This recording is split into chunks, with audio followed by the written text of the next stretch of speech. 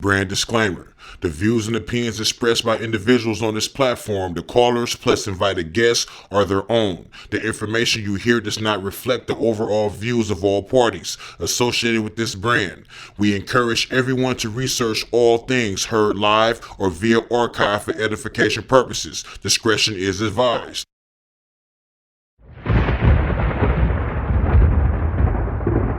Don't touch that dial.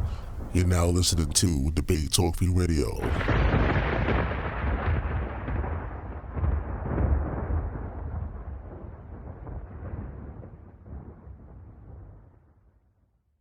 Help keep the show on the air. If you want to help, you can send your donation through PayPal. The email is debatetalkforyou@gmail.com or through Cash App, $Sal Showtime. Thanks for your support. Thank you, Sal. And thank you, everybody in the Debate Talk for You universe, for tuning in once again. As me and my colleagues always say, you could have been anywhere else tonight or listening to anything else tonight, and you chose to be here. So we appreciate you taking time out of your schedule to hear us out.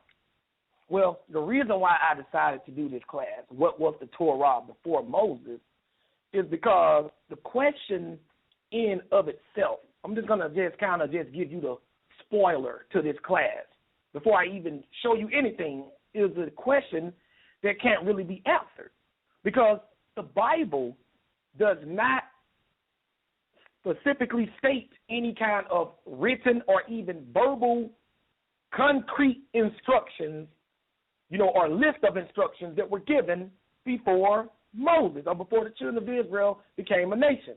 So I know a lot of y'all might be wondering, well, why are you even doing this class? Well, because certain people have taken it upon themselves to teach.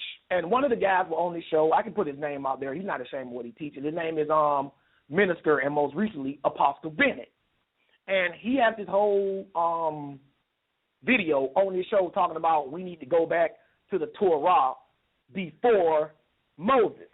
And he likes to start off in Genesis 26, verses 3 to 5, which we're going to start off in, to try to back up this point. Because it does tell you that Abraham obeyed God's laws. And the Hebrew word there is Torah, which we're going to read. But because of people like Bennett and many others, we have begun to go to what I like to call a reverse method of trying to get away from having to keep God's laws. Well, what do I mean when I say reverse method? Well, we all know that Christians try to go after the law was given to try to get us to stop keeping it. They'll say, well, when Jesus died on the cross, the Old Testament laws were abolished. We're not under the law anymore. Now we're under grace. That means we no longer have to observe those holy days, those dietary restrictions, those mixed fabric laws, and so on and so forth. Incidentally, somehow, the tithing law survived Jesus' death.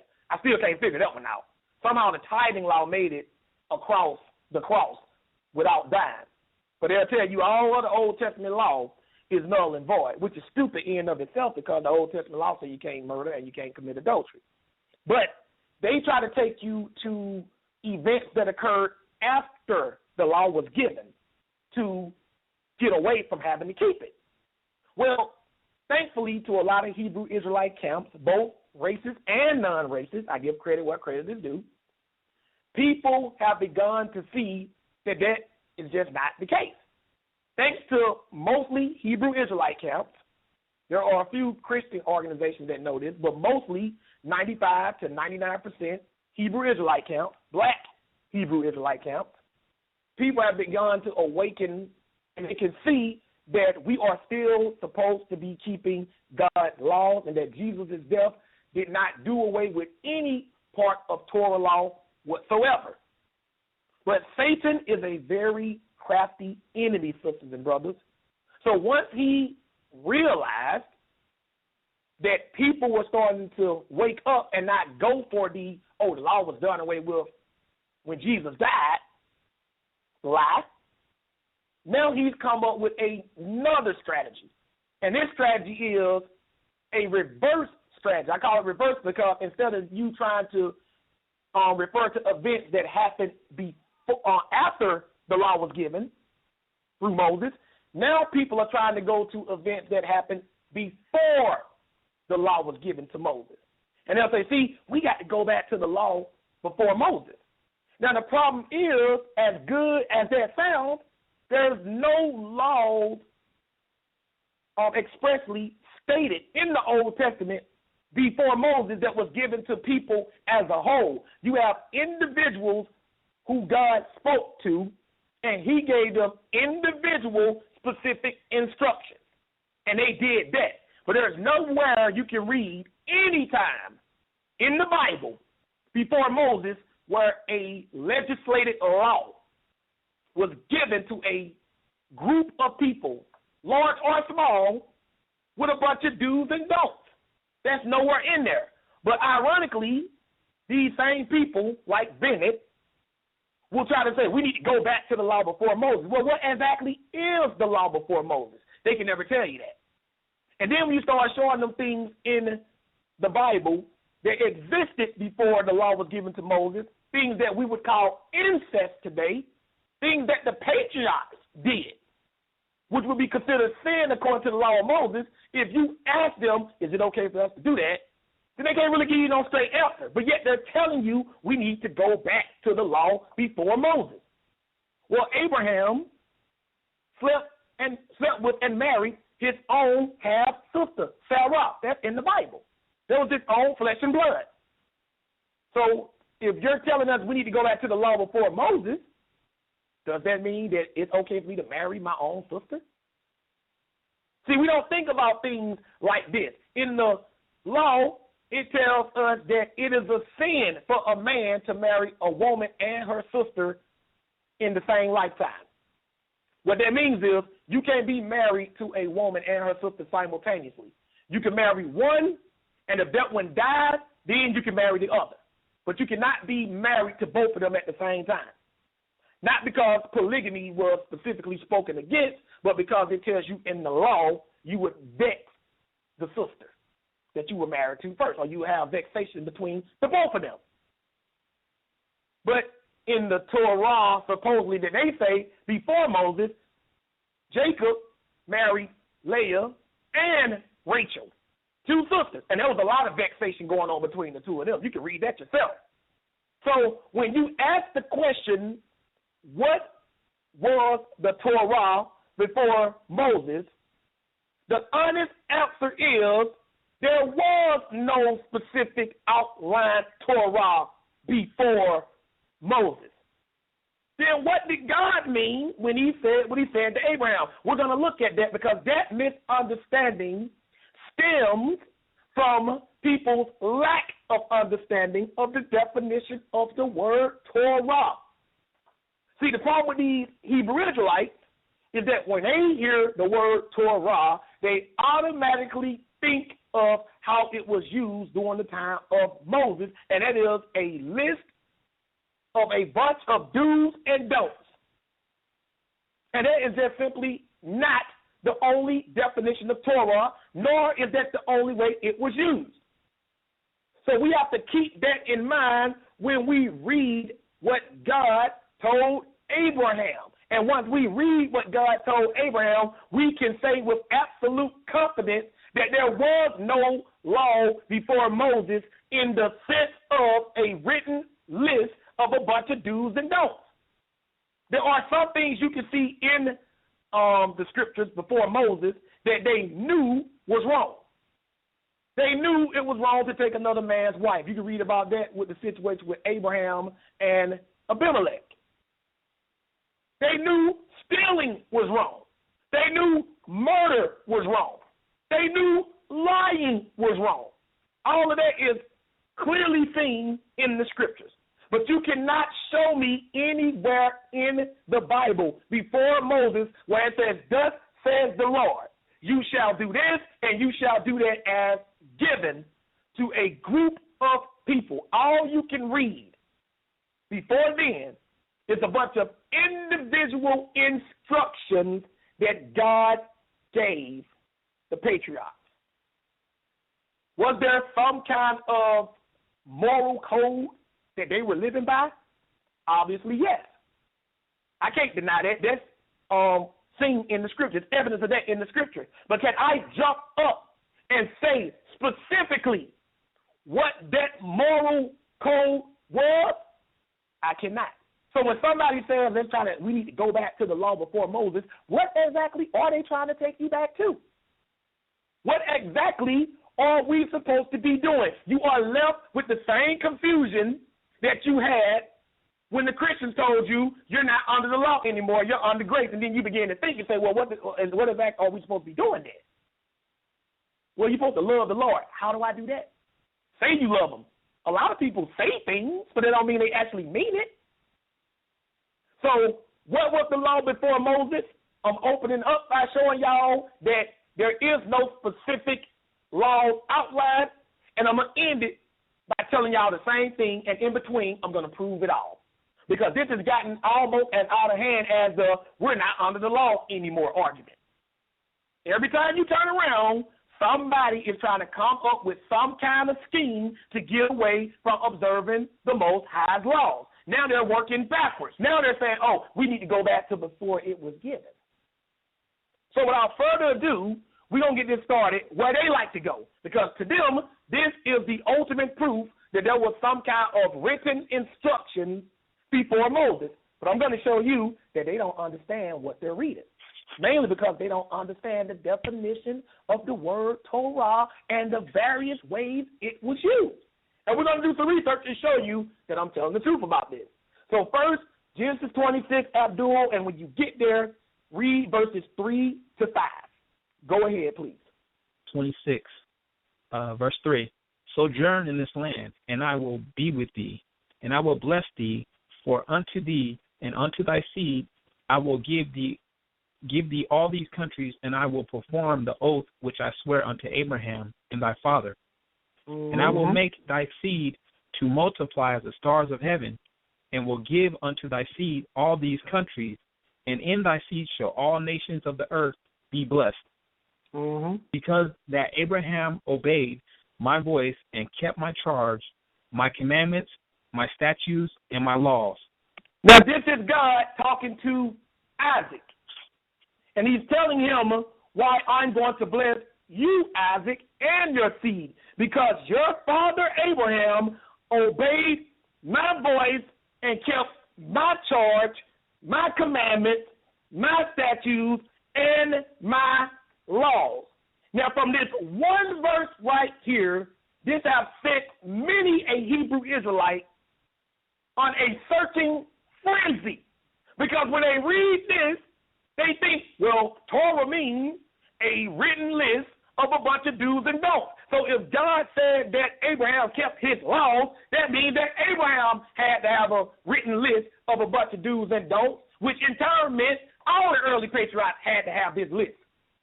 That is absolutely incorrect, sisters and brothers. That is not what this means. First, what we're going to do, and I got this, Abdul, is we're going to go to the Strong Exhaustive Concordance, and we're going to look up the word translated laws here. And it's the same word translated laws when you get to the law of Moses. Nobody's denying that. And several times in the Old Testament, right? So this is 84:51 in the Hebrew section. Again, this is 84:51 in the Hebrew section, and the word is Torah.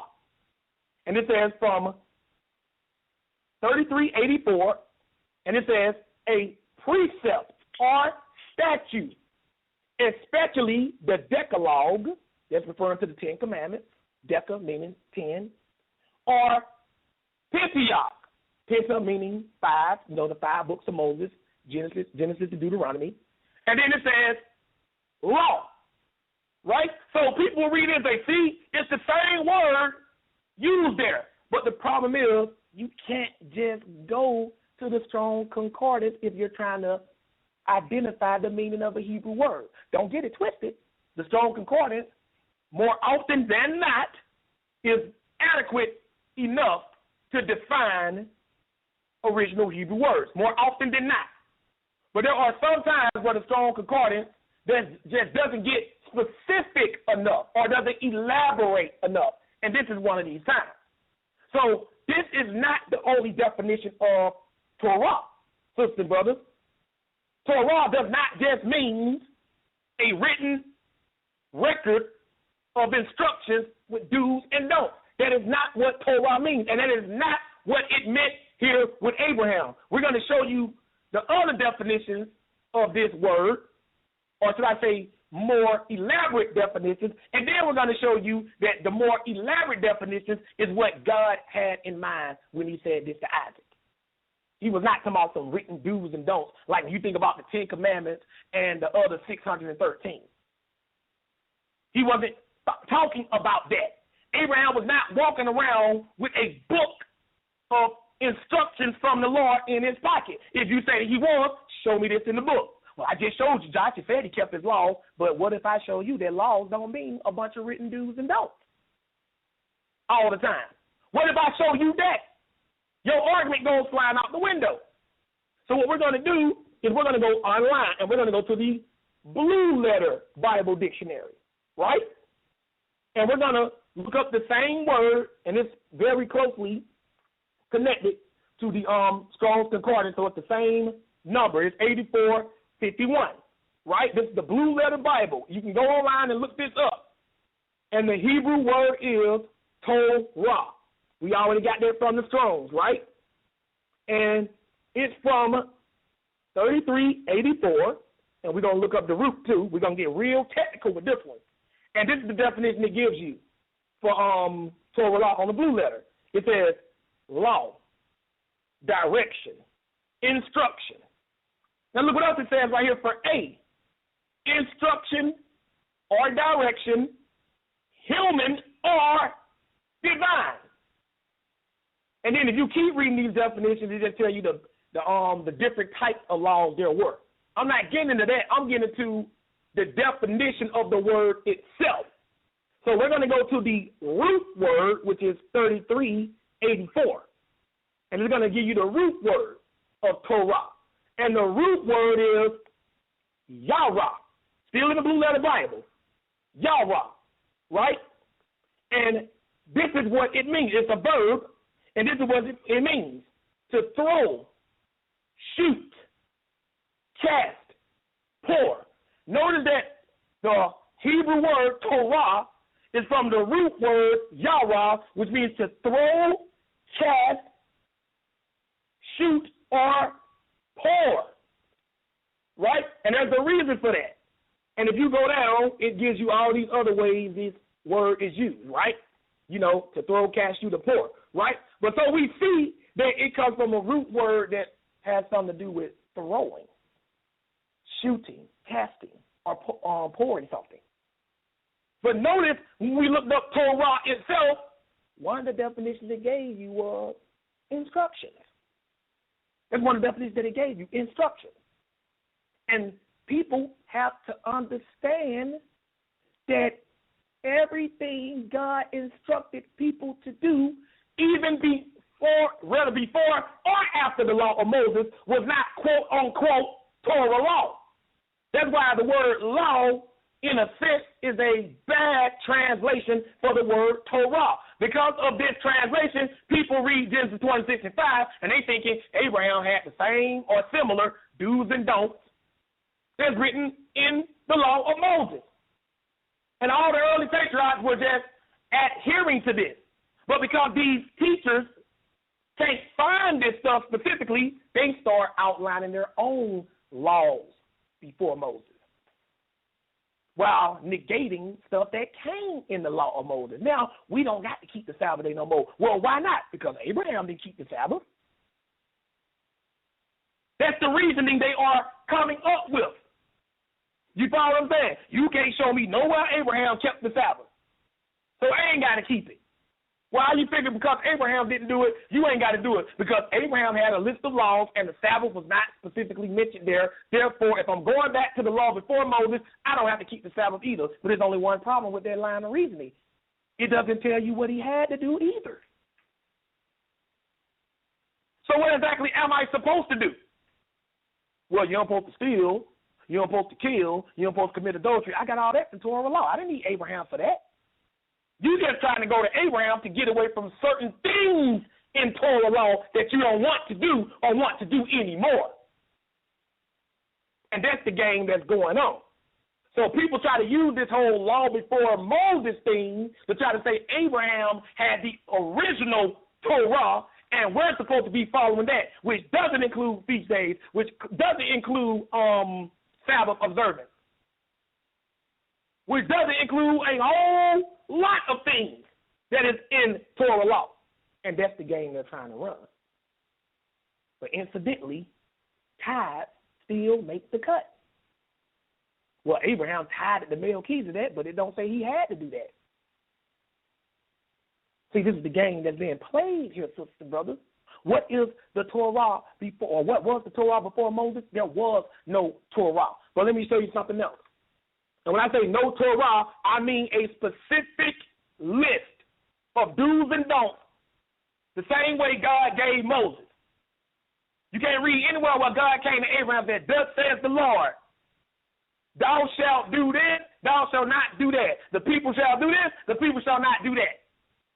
There's no way you're going to find that anywhere in the Bible. But let's look at this word Torah. Now we're on this website. It is titled, and there are other websites that you can read about this. It is titled FFOZ.org/blogs/2009/10, there's a lot, /Torah _does _not _mean _law. In other words, Torah does not mean law. If you just go to Yahoo search and type in, does Torah mean law, just to pop up. And there's a lot of websites where notable scholars, people that got doctorates in the Hebrew language, and they're all saying the same thing. We're even going to see in the Septuagint how it was translated, to prove to you that Torah does not mean all the time a list of do's and don'ts. And especially, it did not mean that during the time of Abraham. Because there was no list of do's and don'ts during the time of Abraham. If you say there were, then the burden of proof is on you. You get like, well, Josh, you can't say there wasn't. I can say there wasn't because there's nothing stated. If we're talking about instruction, sisters and brothers, and you're saying this is what we're supposed to be doing, then the burden of proof is on you to go to what God specifically told Abraham to do that was not just for Abraham, but was universal for everybody that follows Abraham, and show me that I'm supposed to be doing that. You can't do that. So it's a doctrine of pure speculation. So here we got here on this website, and it says, and it's under the heading, Making Wise the Simple. It says, Torah is from a Hebrew word, in archery term, meaning to take aim, to shoot. Remember, we read that in the Blue Letter Bible when we went to the root word for Torah, which is Yahweh. Remember that? It says to take aim, to shoot, as in shooting an arrow, to hit a target. In his book, Our Father Abraham, Dr. Marvin Wilson explains, is the guy with a doctorate, the word Torah, commonly translated law, derives from the verb Yarah, to cast, throw, shoot. The essence of the word Torah is to hit the mark. That's the essence of the word Torah, to hit the mark. And if you're talking about taking aim, that means the Torah is something you're trying to aim at. It's something you're trying to hit, something you're trying to shoot. And you're trying to hit it in a sense of trying to make sure you get it right. That's why the Bible talks about missing the mark in the New Testament. See, people don't understand that. That's why people go to Paul. Paul was told you to get away with the law. When Paul are using all of these terms that would take you back to Torah law. Read about all that stuff where Paul's about missing the mark and all that stuff. I remember when I was coming up at the Israel of God, and they used to always get on the Christians, because you ask a Christian, what does sin mean? You know, we as Hebrew Israelites know that sin means transgression of the law. That's true. But you ask Christians the same thing, they'll say, well, sin means missing the mark. Oh, no, this is what Israel does. Oh, no, that's wrong. See, what is missing the mark? That ain't in the Bible. Actually, missing the mark is in the Bible, because missing the mark means missing when you take aim at Torah. The opposite of Torah is the Hebrew word hata, and it means to miss the mark. So when Christians say that sin means missing the mark, that is actually a very intelligent, scholarly, in-depth definition of sin. Y'all folks just like to get down on people and don't even know that they be right. So if Torah comes from a term that means taking aim and trying to aim at the law to shoot it, make sure you get it right, and it's the opposite of the word which means to miss the mark, then Christians are absolutely right. If you ask anybody today what is sin, and if they tell you it means missing the mark, they are exactly right. See, this is one of the reasons why I had to come up out the Israel of God and Hebrew camps in general, because they don't get this in depth with definitions and terms. How do I know this? Because they read law in Genesis 26:5, they swear up and down that Abraham was walking around with a book of a bunch of do's and don'ts. And you can't read that nowhere in the Bible. But it has to be there, according to them, because you see the word law. No. But we're going to go to another website. This is called www.TorahResourcesInternational.info. And this is on the definition of Torah, under the heading, what do we mean by the term Torah? It says, the Hebrew word Torah is derived from a root that was used in the realm of archery. We read that in another source. Yahweh, or Yahweh. Yahweh means to shoot an arrow in order to hit a mark. The mark or target, of course, was the object at which the archer was aiming. Consequently, Torah, one of the nouns derived from this root, is therefore the arrow aimed at the mark. You're trying to hit the Torah. The target is the truth about God and how one relates to him. The Torah is therefore, in the strict sense, instruction designed to teach us the truth about God.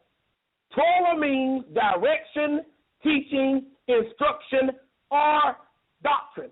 So anytime God tells you to do anything, it doesn't have to be specifically outlined in Torah law. Torah law has already come and completed. But if God came to me right now and said, Josh, I need you to call Sal and ask Sal, what time does the debate talk for you start tonight? If God tells me to do that, that is Torah, because that is something he instructed me to do. But that particular instruction does not appear in the law of Moses, neither does it have anything to do with a list of do's and don'ts that are universal to everybody. So what does it mean, sisters and brothers, when it says that Abraham kept my laws? All it means is that everything I instructed Abraham to do, he did it. It does not mean that he had a list of do's and don'ts that we should be trying to figure out what that was while forgetting all about the laws of Moses. This misconception stems from the fact that these so-called Hebrew elders have concerning the definition of Torah law. Torah just simply means instructions. And these instructions became codified and solidified as a list of do's and don'ts. This word was used to mean that when Moses came on the scene. But before and after Moses came on the scene, Torah just simply meant anything God told you to do. It don't have anything to do with it particularly being instructed in the law. When God told the prophets to do certain things, go down and talk to the children of Israel at the gate of Jerusalem. That's instructions. Those are directions. That's Torah. But that's not law of Moses Torah. Neither is it a list of do's and don'ts. But we're going to keep reading here. Look what it says here. we should note that the usual translation of this word as law is not quite accurate. Let me read that again. We should note that the usual translation of this word as law is not quite accurate. And I guarantee you, if Genesis 26:5 would have been translated, because Abraham obeyed my voice and kept my charge, my commandments, my statutes, and my instructions, it would be no debate. But because somebody read a King James Version Bible and saw that word law there, they automatically assume, hey, it's just like it was with Moses, a bunch of do's and don'ts listed. The only difference is we can't find them, but they had to be there. No, they didn't. All this means is that Abraham followed God's instructions. And we're going to show you all of God's instructions, or Torah, that he gave Abraham. We're going to show you that. So there's no excuse for you to be looking for something that doesn't exist. There is no Torah before Moses in the sense of how God gave Moses an ideal of do's and don'ts. Yes, there was some kind of moral code. Whether that was written down or not, we can only speculate. But you cannot find it, outline it, and say this is what we're supposed to be doing and this is what we're not supposed to be doing. The only time that became clear is when Moses came on the scene and when Jesus and the apostles came on the scene. That's when a bunch of do's and don'ts were clearly outlined. But you can't read that stuff anytime before Moses. So we're going to continue this. It says one of the most common ways that Torah is rendered in the Septuagint, which we're going to read, is by using the word nomos. The Greek word nomos, however, has a variety of uses, among which is, to be sure, is law, but it is certainly not limited to law. And that's exactly what they're doing when they go looking for a Torah before Moses. They're limiting it to law. Look what it says. Following the precedent set by the LXX, the newer covenant scriptures consistently render the Hebrew Torah by the term nomos. That's the word translated law in the New Testament or in the Greek, right? This is where things begin to become confusing. Sometimes in the newer covenant scriptures, it is appropriate to translate nomos as law. However, other times it is more appropriate to render it as God's teaching / instruction, or simply to transliterate the term as Torah. The context of the word is always the final determiner of its meaning. And that holds true for what we're reading in Genesis 26:5, the context. How can we determine the context, Josh? Easy. If you're telling me that the laws that God was referring to here in Genesis 26:5 is referring to a bunch of do's and don'ts as outlined in the law of Moses, then the context should reveal that that's the case by us being able to go to the writings before Moses came on the scene and read these do's and don'ts. So since we can't, we have to go with the other possible definition, which simply means instructions, meaning Abraham did whatever God told him to do.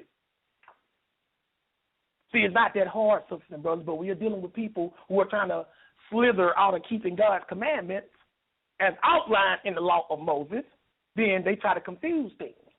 They're trying to look for excuses to get away from keeping God's law. There is no Torah before Moses in the sense of do's and don'ts. Show it to me in the Bible where there was a universal law given. Show me that. You can't. So you have to make up a bunch of do's and don'ts. That's what Bennett did. Bennett says we're supposed to keep the dietary law, but said we ain't got to keep the Sabbath. I said, well, what makes you think we're supposed to keep the dietary law? That's in Torah law. Well, if you go read Genesis chapter 7, it mentions clean animals being brought on the ark by 7 and unclean animals being brought on the ark by 2. What makes the difference between clean and unclean animals is the clean can be eaten and sacrificed, and the unclean cannot be and not be sacrificed. They can't be eaten or sacrificed. And I say, you know what, Bennett? You're absolutely correct. There is absolute evidence that they knew of the dietary law back then. I'm not going to argue that.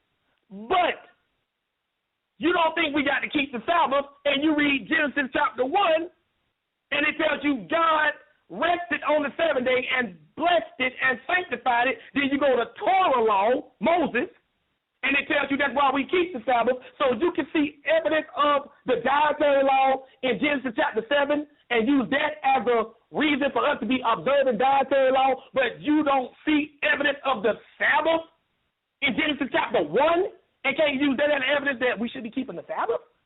See, that's the problem with this Torah before Moses doctrine. It is left to the teacher to pick and choose what he wants to be Torah before Moses and what he doesn't want to be. There's no way to get understanding. Did Abraham keep the Sabbath, sisters and brothers? I don't know. Maybe he did, maybe he didn't. But I'm not concerned with that. Did Moses keep the Sabbath? Yeah. Did Jesus keep the Sabbath? Yeah. Did the apostles keep the Sabbath? Yeah. I'm sold. That's all I need to see. But it mentioned the Septuagint. So what we're going to do is we're going to go to the Septuagint. I got this one right here too, Abdul. And we're going to read Genesis 26 and 5 in the Septuagint. Now watch how it's translated here. It moves words around a little bit. But look what it says right here, Genesis 26 and 5 in the Septuagint. It says, because Abraham thy father hearkened to my voice and kept my injunctions, like instructions or laws, and my commandments, and my ordinances, and my statutes. Notice that what the King James translate as laws, the Septuagint translate as statutes. And by the way, so the brothers, in the English, statutes and instructions and laws are all interchangeable. So what does this tell us? All this means is that Abraham did everything God told him to do. It does not mean that God appeared to Abraham with a bunch of do's and don'ts and that Abraham was strictly adhering to them. That's not what that is saying. It just simply means that whatever I told Abraham to do, he did it. And I'm going to prove that to you. Now, let's go to Genesis chapter 12 in the King James, Abdul. Let's look at an example, Abraham keeping God's instructions. It does not just mean law. This is the reason why you have to look up these words and then match it with the context. The context is going to reveal that when he said that about Abraham, he just simply meant Abraham did everything he was told to do. But if you're telling me it meant a list of do's and don'ts, then the burden of proof is on you to show us these universal do's and don'ts. That's what you have to do. But they can't show that, but yet they insist that it's there. It's pretty funny. You can't prove it, yet you insist that it's there in the scripture. That's kind of crazy. But Genesis 12, verses 1 to 4. Genesis 12, verses 1 to 4, looking at Abraham following or keeping God's instructions. Genesis 12, verses 1 to 4. When you get that, Abdul, go ahead and read. Now the Lord said unto Abraham, Get thee out of thy country, and from thy kindred, and from thy father's house, and unto a land that I will show thee. And I will make of thee a great nation, and I will bless thee, and make thy name great, and thou shalt be a blessing. And I will bless them that bless thee, and curse them that curseth thee. And in thee shall all families of the earth be blessed. So Abraham departed, as the Lord had spoken unto him, and Lot went with him. And Abraham was 75 years old when he departed out of Haran. Now, sisters and brothers, pay attention to what Abdul just read. It says in verse 1, God told Abraham, Get thee out of thy country, and from thy kindred, and from thy house, unto a land that I will show thee. That is the instruction. Right, Abdul? Isn't this an instruction? Yes, sir. This is an instruction. Let's see if Abraham followed it. You go down to verse 4 and it says, So Abraham departed as the Lord had spoken, or in other words, instructed him. So already we can see that when it said that Abraham kept God's instructions, all it means is that God told Abraham to do something, he did it. That's all it means. And we're going to show you that time and time again. So by the time Isaac was dealing with the Lord firsthand, God could tell him, your father did everything I told him to do. And that's why I'm going to bless you and your seed. He didn't say, your father did everything I told him to do, and these are the list of things that I want you to do too. Thou shalt do this. Thou shalt not do that. That's not how that conversation went. Even when you get to the New Testament, it said that Abraham lived by faith. But then it also tells you that Abraham did not live by faith alone, but by works. And they explained that as God telling him to do something, and he did it. Even in the New Testament, it tells you that. Even in the New Testament, it gives no indication that Abraham was living by a written guideline with a bunch of do's and don'ts. That's nowhere to be found in the Bible. Nowhere.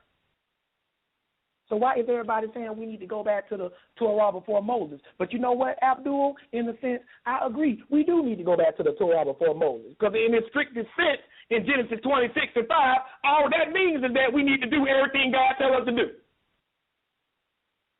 That's all that means. So if you tell me I need to go back to the Torah before Moses, I agree. Because when it says Abraham kept his law, all that meant is that everything God told him to do, he did it. So if you tell me I need to go back to the Torah before Moses, I agree. I need to do everything God tells me to do. And where do I find that? I don't find that anywhere in Genesis, not universal. I don't start finding stuff that specifically apply to me and the common person until Moses comes on the scene. There are some things you can glean, which we're going to look at. There are some things you can glean from Genesis before the law was given that you can see they knew it was right and they knew it was wrong. There are some things you can glean. I'm not ruling that out. But you cannot build a doctrine off of that. That's stupid. You want to build a doctrine off a bunch of maybes and could-bes and speculation when you have concrete do's and don'ts written after that? You don't want to do the concrete do's and don'ts. That's what that is. You're not fooling anybody. But let's take another look at that. Let's go to Genesis 15. Let's see if Abraham kept God's instructions. Did he do everything God told him to do? We even read online that law is actually a very inaccurate translation for Torah. And it has misled a lot of people, specifically Hebrew Israelites who read this. Even the Israel of God teaches that there was some kind of laws Abraham was living by. They don't go as far and try to identify those laws. They teach Torah law as given to Moses. So don't call in front of Israel and go, oh, man, we don't teach that. You got to go back to the law before Abraham. I didn't say y'all did. But even they read that and they assume that it means there was something there, though they would admit they don't know. That's not the case either. All it means is that the man did everything God told him to do, and we know that God was dealing with Abraham like on a forefront basis. He would say, Abraham, do this. Abraham went and did it. That's how that went. But this is Genesis 15, verses 5 and 6. Genesis 15, verses 5 and 6. When you get there, Abdul, read, please. Brought him forth abroad and said, look now toward heaven and tell the stars, if thou be able to number them. And he said unto him, so shall thy seed be. And he believed in the Lord, and he counted it to him for righteousness. It says, and he, Abram, later called Abraham, believed in the Lord, and he counted it to him for righteousness. How do we know that Abraham believed in the Lord? Because everything that God told Abraham he would do for him, provided Abraham did what he told him to do, Abraham did it. And it said that was counted to him for righteousness, which is funny because when you go to the law of Moses, it tells you that the law of Moses would be your righteousness in the sight of the nations. But how could the law of Moses be your righteousness in the sight of the nations? Only if you are following it. So how was Abraham's belief counted as righteousness to the Lord? Because Abraham did everything God told him to do. But there was no written do's and don'ts. Show me that somewhere. Anybody. Show me that. You can't show that in the Bible. And don't even think about trying to call in with the book of Jubilees. I got a whole class on Jubilees, proving it is not scripture. Because I know the book of Jubilees is a bunch of fables created about the patriarchs that add to the stories of the patriarchs. And one of these additions is the Torah has always been around. But even if you try to call in with the book of Jubilees, and you believe in the Torah before Moses, don't you realize that the book of Jubilees tells you that the Torah before Moses is the Torah of Moses? So even if you try to call in with that, I still got you trapped because it's telling you that the same laws that Moses was given were just given to Abraham first, earlier. So don't even think about trying to use the book of Jubilees to try to get away from the law of Moses, because the book of Jubilees tells you we're supposed to have been keeping it just earlier. Incidentally, you got folks who like to use the book of Jubilees to try to promote one doctrine, not even understanding that the book of Jubilees negates other things they believe. You want to try to use the book of Jubilees to try to read where it says that Hebrew was the language of creation. But the same book of Jubilees say that we're only supposed to go by a solar calendar to determine the holy days. I don't know too many Hebrew Israelites that use the sun to determine the holy days. They use the moon, and they should. New moon. So the same Hebrew Israelite that uses the moon to determine the holy days will try to go to the book of Jubilees to say Hebrew is the language of creation. But that same book says that you are wrong and condemned if you use anything other than the sun to determine the holy days. So now you're stuck. Pull out the book of Jubilees to me if you're not ready to accept everything that book teach. Don't just go to certain places in it and say, see, it says this. You got brothers who like to do that. They don't even know that the book of Jubilees condemns Jesus. How does it do that, Josh? Well, the book of Jubilees says, and I'm just getting off track a little bit, but we're going to get it back. Book of Jubilees says that anybody who uses the moon to determine the holy days are condemned, and they are a false prophet. Well, history reveals that the Jews, the Pharisees, the scribes, during the time of the New Testament, used the moons to determine the holy days. And guess what, sisters and brothers? Every time you read in the New Testament where the scribes and Pharisees who were in charge of regulating the holy days kept a holy day, Jesus Christ was right there with them in Jerusalem. In other words, Jesus kept the holy days the same way the Pharisees did, which means he kept it according to the moon. But the book of Jubilees say that anybody who keeps the holy days according to the moon and not the sun is a false prophet. So it's condemning Jesus as a false prophet. And yet a lot of people that want to use that book of Jubilees believe in Jesus. See, they don't investigate this stuff, Abdul. They just want to whip stuff out and try to wave it in your face to try to make you think they don't prove something. They don't know everything that book talks about. You ain't even read it. You just can't go to a new book or a book that's new to you and find something in it you like and then try to say, this is proof that this is the way it is.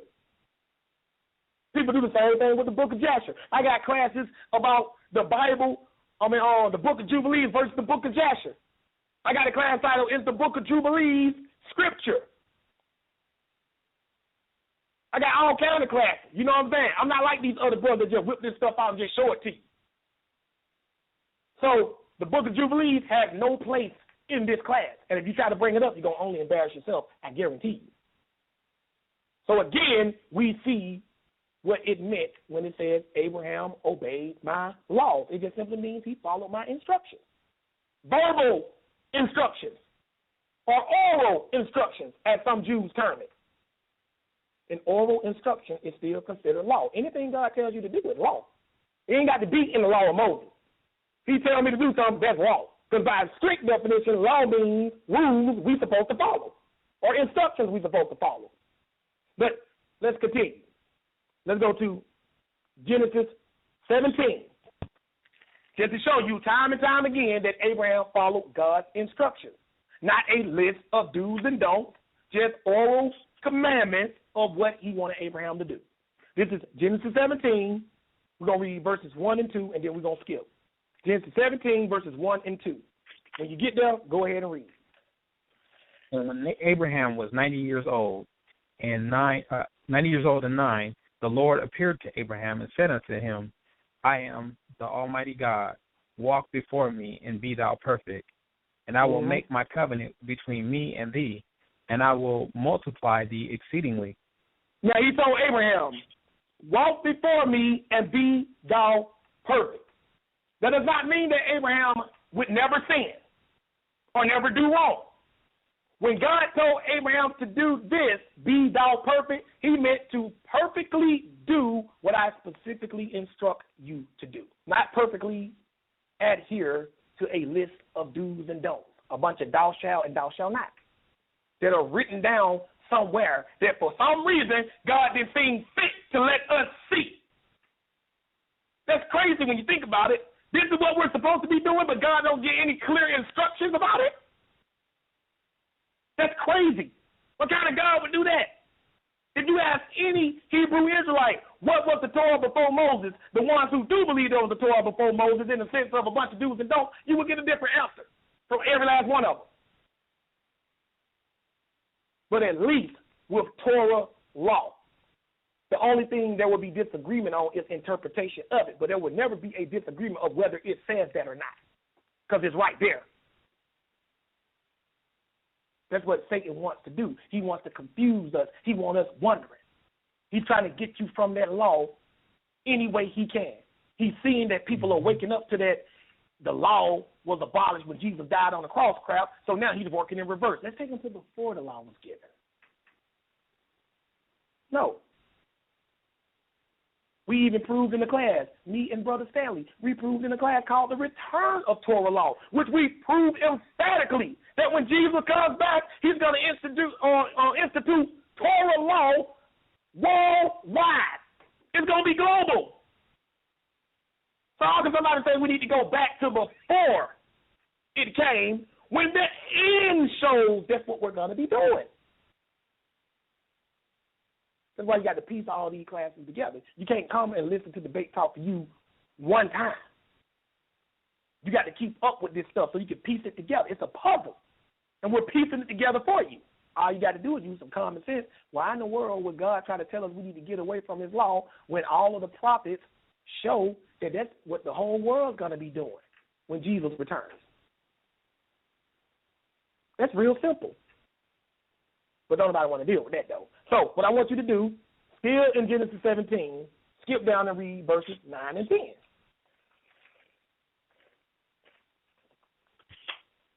And God said to Abraham, thou shalt keep my covenant, therefore thou and thy seed after thee in their generations. And this is my covenant, which ye shall keep between me and you and thy seed after thee. Every man child among you shall be circumcised.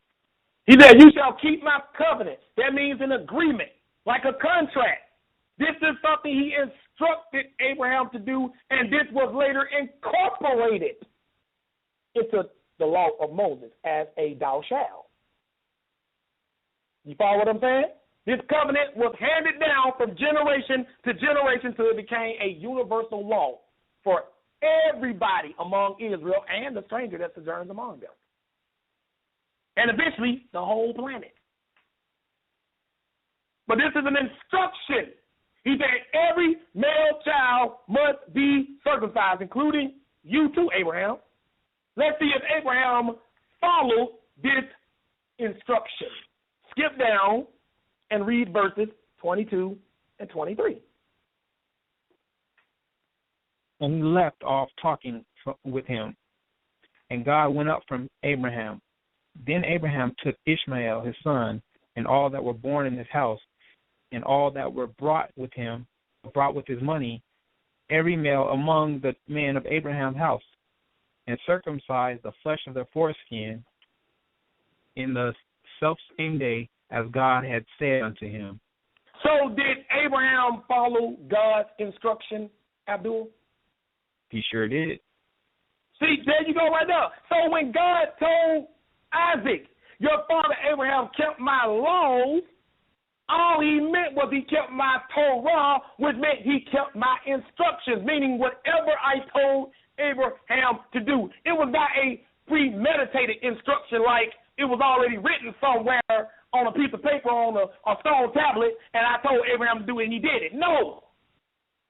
It meant whenever God came to Abraham, it could be just out of nowhere. Abraham, this is what I want you to do. Do it. Abraham did it. He kept God's instructions. That's all that means, sisters and brothers. Why do you let these teachers deceive you into looking for something that's not there? They got you looking for some universal law that God gave to Abraham and everybody else. A bunch of thou shalt and thou shalt not. You won't find it. Don't let that word law confuse you in Genesis 26 and 5. All it meant is instruction, direction. If I tell Abdul right now, you can say that Abdul is keeping my laws. Because we looked up one of them definitions, says human or divine. Because man got laws too. Every time I tell Abdul, go to this verse, he is following my instructions. But there is nowhere in Torah law where it specifically tells Abdul to follow Joshua's instructions. It's not written in like that. See, people don't understand the difference between Torah as the written law of Moses and Torah, where it just simply means instructions in general that God tells you to do. They don't understand the difference between the two because they refuse to investigate the definition of the Hebrew word to its fullest. But even without going to the original Hebrew, the context of how laws is used in Genesis 26 and 5 shows that it can't mean a bunch of written do's and don'ts, because there are no written do's and don'ts. If there are, please show me. Because I've read this several times, and I haven't ran across anything yet that's universal. But at this time, Sal, before I continue, if you got anybody on the switchboard, I'd like you to put them through.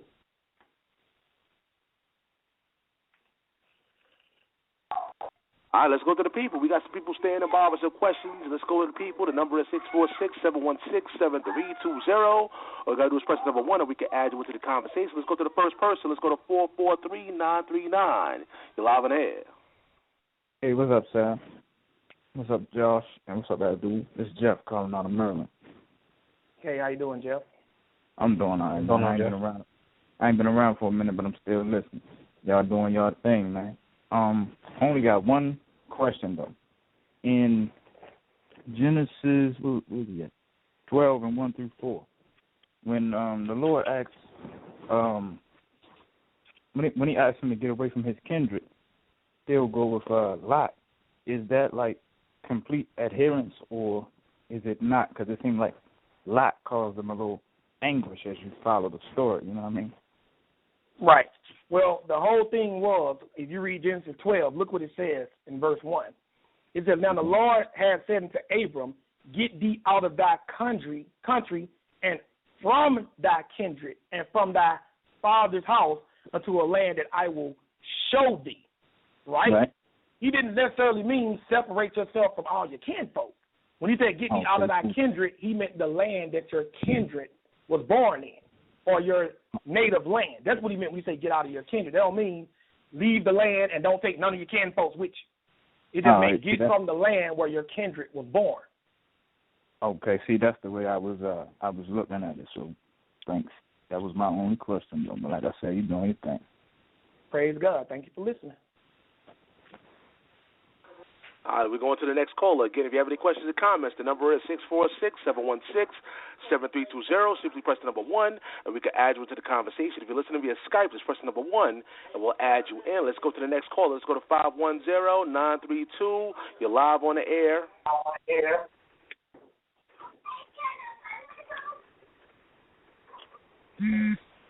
510-932. You're live on the air.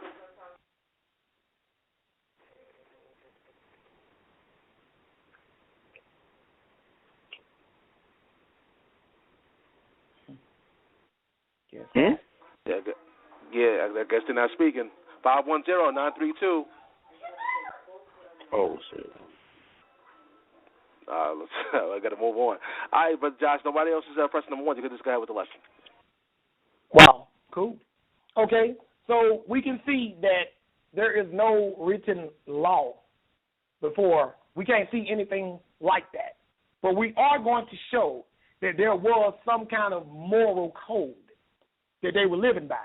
You can't escape that fact, but you can't use that indication to set up your own do's and don'ts concerning whatever was going on before before Moses.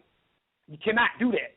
So what we're going to do now is we're going to go to, still in the book of Genesis, chapter 18. And this is something that needs to be talked about because you got brothers who are trying to do that. There was a brother I used to talk to, and he was on Debate Talk before. He said the same thing. I'm leaning more toward the law before Moses. And what exactly is that? Of course, later he denied ever having said that. But me and another brother from ABT, Antoine, we had him on the phone, and we heard him say that. You follow what I'm saying? He didn't say he's definitely teaching that or that's what he definitely believes. He just said he's leaning more toward that. But my question is, what is there to lean on? There's nothing stated. Don't let that word throw you off. We got to stop being programmed to think that whenever we see the word law, it means the law of Moses. You know, when God's talking to the patriarchs. That word law just simply means anything God told you to do. In a lot of senses, it does mean the law of Moses as a complete unit. We got that. But when it comes to Abraham, you cannot limit it to that because the law of Moses was not even there yet. And don't just think it's just the Hebrew Israelites. You got the Egyptologists. I even heard Malachi York say that Abraham had the holy tablets. You know, the same holy tablets that he published. And he claimed that Abraham got these holy tablets when he went down to Egypt. That's what he claims. So there was no law until Moses, but he uses this same script to try to show you that there was some kind of written law, and he claims that that written law was the Sahaf, or sun papers. And Abraham got them when he went down to Egypt. There's only one flaw in his code flaw, and that is you can't read that nowhere in the Bible. That's what people don't understand. You can't let somebody tell you this is what happened, and then you say, well, where are you reading that at? Well, I can't, but that's what happened. Come on.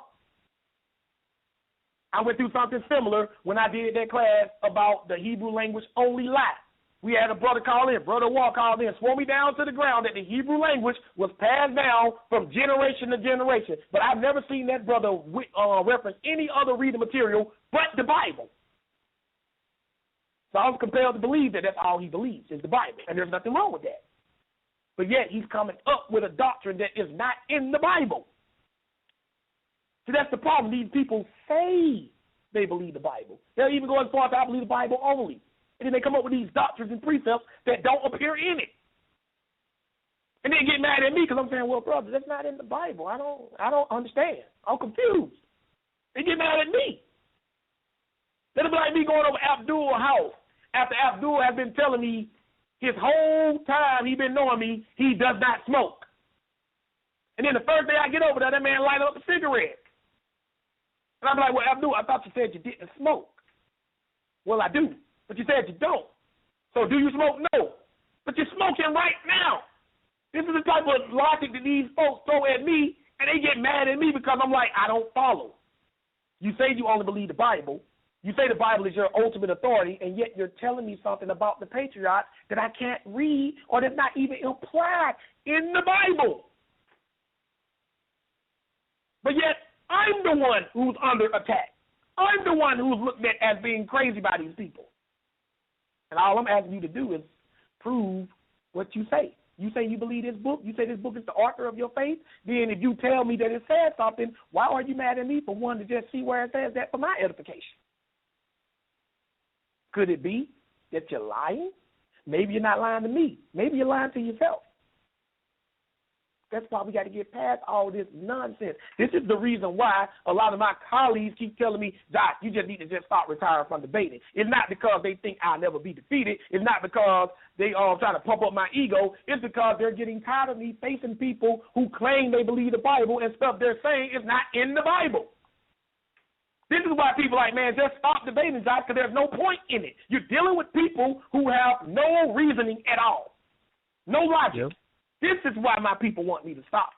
And it makes all the sense. You can't, if somebody tells you they believe the Bible and then they're telling you stuff that's not in the Bible, what are you supposed to think? What are you supposed to do? You supposed to keep going back and forth with that individual? Or do you supposed to say, you know what, man, you just have that. We can't keep doing this, sisters and brothers.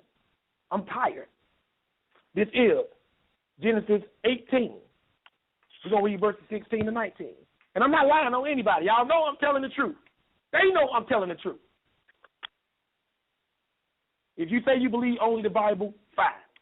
If you say you believe the Bible among other things, then that's fine too. But don't tell me you only believe the Bible and you're telling me stuff about the patriarchs that is not in the Bible. Not even implied, hinted at, nothing.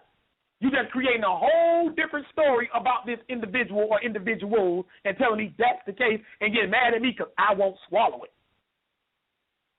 That's not fair. Genesis chapter 18, verses 16 to 19. When you get there, Abdul, please read. And then the man rose up from thence and looked toward Sodom, and Abraham went with them to bring them on the way. And the Lord said, shall I hide from Abraham the thing which I do? Seeing that Abraham shall surely become a great and mighty nation, and all the nations of the earth shall be blessed in him. Mm-hmm. For I know him, that he will command his children and his household after him, and they shall keep the way of the Lord to do justice and judgment, that the Lord may bring upon Abraham that which he had spoken of him. See, we just seen it again. This is when it was the Lord and two angels. And the Lord asked, shall I hide from Abraham what I shall do? Seeing that Abraham shall surely become a great and mighty nation, and all nations of the earth shall be blessed in him. Then he says, for I know him, that he will command his children and his household after him, that they shall keep the way of the Lord. The way of the Lord meaning whatever God instructed Abraham.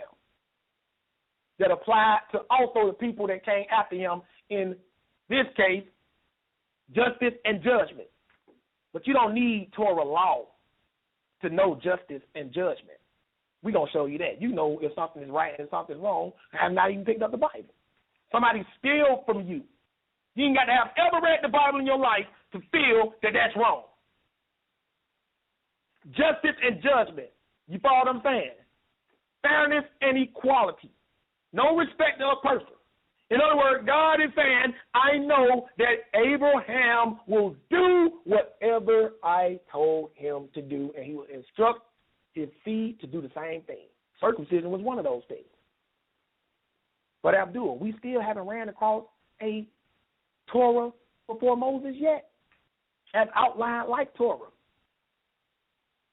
Nope. I'm still waiting for that, Abdul. Where is that?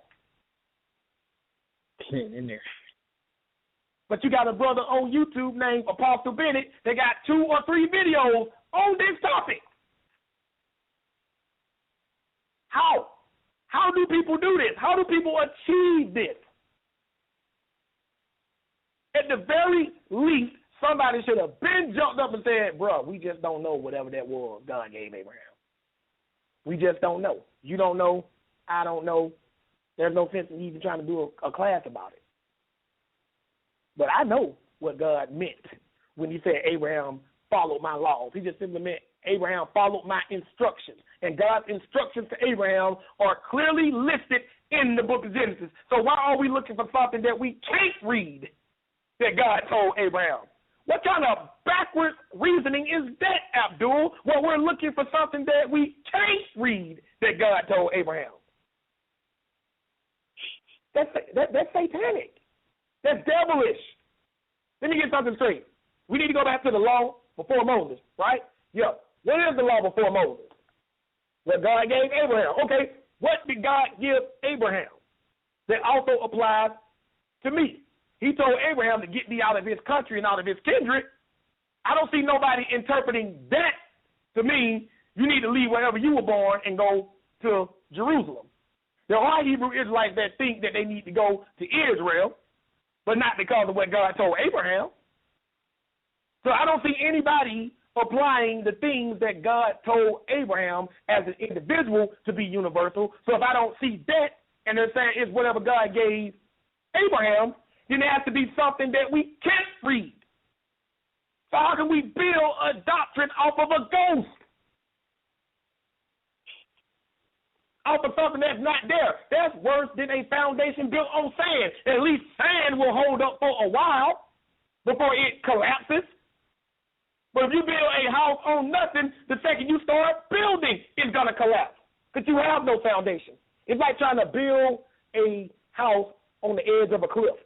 When I say on the edge of the cliff, I don't mean teetering on the cliff. I mean you try to lay the board in mid-air off the cliff and try to start hammering and nailing. What's going to happen? It's going to fall. That's worse than sand. That is this Torah before Moses doctrine. It's a doctrine that is worse than a doctrine built on sand. It's built on absolutely nothing. Because you can't read me anything that God gave Abraham that applies to everybody on the planet other than the circumcision. And that didn't come later on until Moses solidified it as a law for everybody. When it said with Abraham, he just said all the males that are born in your household. He didn't say go up and down the Orient circumcising people. So even if you look at it like that, still you can't show me anything that God gave Abraham that applies to you or everybody universally. You can't show that. So how can anybody jump up and say they leaning toward the law before Moses? What is that? Oh, we need to go back to the law before Moses. Incidentally, the same brother that teaches that we need to go back to the law before Moses, when he goes into the prophecies and see that the law is coming back, he tried to say that's the law that God gave Abraham. Which I don't understand how he can even do that, because he says that the law that God gave Abraham is not a bunch of Sabbath days and all that other stuff. He tells you that. But when you go to the prophet and you read about the law that's coming back, it specifically mentions the Sabbath days and the other holy days. I don't understand how these guys can do the things they do and still have a following. I don't understand it, Abdul. It makes my head hurt. But yet they want to call us crazy. They want to attack me. Every time I turn around, somebody want to come up and debate me about something that's clearly written in the Bible. Have a brother, I want to debate you on whether the early Christians or the early Jews used the Septuagint or not. That's not a debate. That's just a matter of just looking that up. Right. You want to debate? You want to debate me on that? You want to debate me on something that we just go into our books and we just look up? That's not a debate. These people want to debate me on established history, as if I wrote the history book, Abdul. No, it's been here since before all of us were born. It is very easy to prove that the Septuagint was used as the Old Testament by the first early believers, which were Hebrew Israelites. The first Christians were Hebrew Israelites. And Jesus quoted and used the Septuagint. Every Bible dictionary, every source, legitimate source, that you go to, when I say legitimate source, I don't mean some Hebrew Israelite who made a website and he's quoting himself. I mean documented research. Every single source verifies that the Septuagint was used as the Old Testament during the time of Jesus, by Jesus and the apostles himself, and that the Masoretic text, or the Hebrew text, was rarely used except for in synagogue service. But the everyday Bible was the Septuagint. Even some of these Bibles that we have today also would tell you that it came from Septuagint. Exactly. People don't even know that the Septuagint was used to translate the King James Bible. Yep. People don't know this stuff, but yet they want to turn around and get into a debate with me about this stuff. That's foolishness. Who but a fool would try to debate documented history? That would be like somebody calling in right now saying, Josh, I want to debate you. I say, on what? On whether slavery actually occurred in America. What you saying, brother? You don't believe slavery occurred in America? No, I don't. It is too documented in history that slavery occurred in America. Y'all would think that person is crazy if he tried to call in and debate that. Y'all would probably want me to debate him just to show him how stupid he is. But yet, another brother wants to debate me on something that is just as established, or in some cases even more established than that in history, and that's usage of the Septuagint. And ain't nobody like, dude, what's wrong with you? Dude, you need to sit down somewhere. Something wrong with your brain. You trying to debate this brother on something like that? That's the problem, sisters and brothers. That's what this whole law before Moses, Torah before Moses mindset will create. People want to argue against stuff that's established and provable and tangible and preach stuff that's not. That's the problem, right? But that's the devil. So we were in Genesis 18. Now let's go to Genesis 22. Still showing people that Abraham just simply followed God's instructions. We've already proven it several times. Genesis 22. When you get there, read verses 1 to 3. Genesis 22, verses 1 to 3. And it came to pass. Please. Okay. And it came to pass after these things that God did tempt Abraham and said unto him, Abraham, he said, behold, here I am. And he said, take now thy son, thy only son, Isaac, whom thou lovest, and get thee into the land of Moriah, and offer him there for a burnt offering upon one of the mountains which I will tell thee of. And Abraham rose up early in the morning, and saddled his ass, and took 2 of his young men with him, and Isaac his son, and clave the wood for burnt offering, and rose up and went unto the place of which God had told him. So many of y'all are already familiar with this story about how God tested Abraham by telling him to offer up Isaac as a burnt offering. Y'all are familiar with this story, but there's one element in it that you should focus on that relates to what God told Isaac in Genesis 26 and 5. Now skip down and read verses 9 to 12. And they came to the place which God had told him of, and Abraham built an altar there, and laid the wood in order, and bound Isaac his son, and laid him on the altar upon the wood. And Abraham stretched forth his hand, and took the knife to slay his son. Angel of the Lord called unto him out of heaven, and said, Abraham, Abraham. And he said, Here am I. And he said, Lay not thy hand upon the lad, neither do thou anything unto him, for now I know that thou fearest God, seeing thou hast not withheld thy son, thy only son, from me. So the angel said, I know that you fear God, right? Abraham was willing to do what God had instructed him to do. So let's see what the conclusion of this was in God's eyes. Skip down and read verse 18.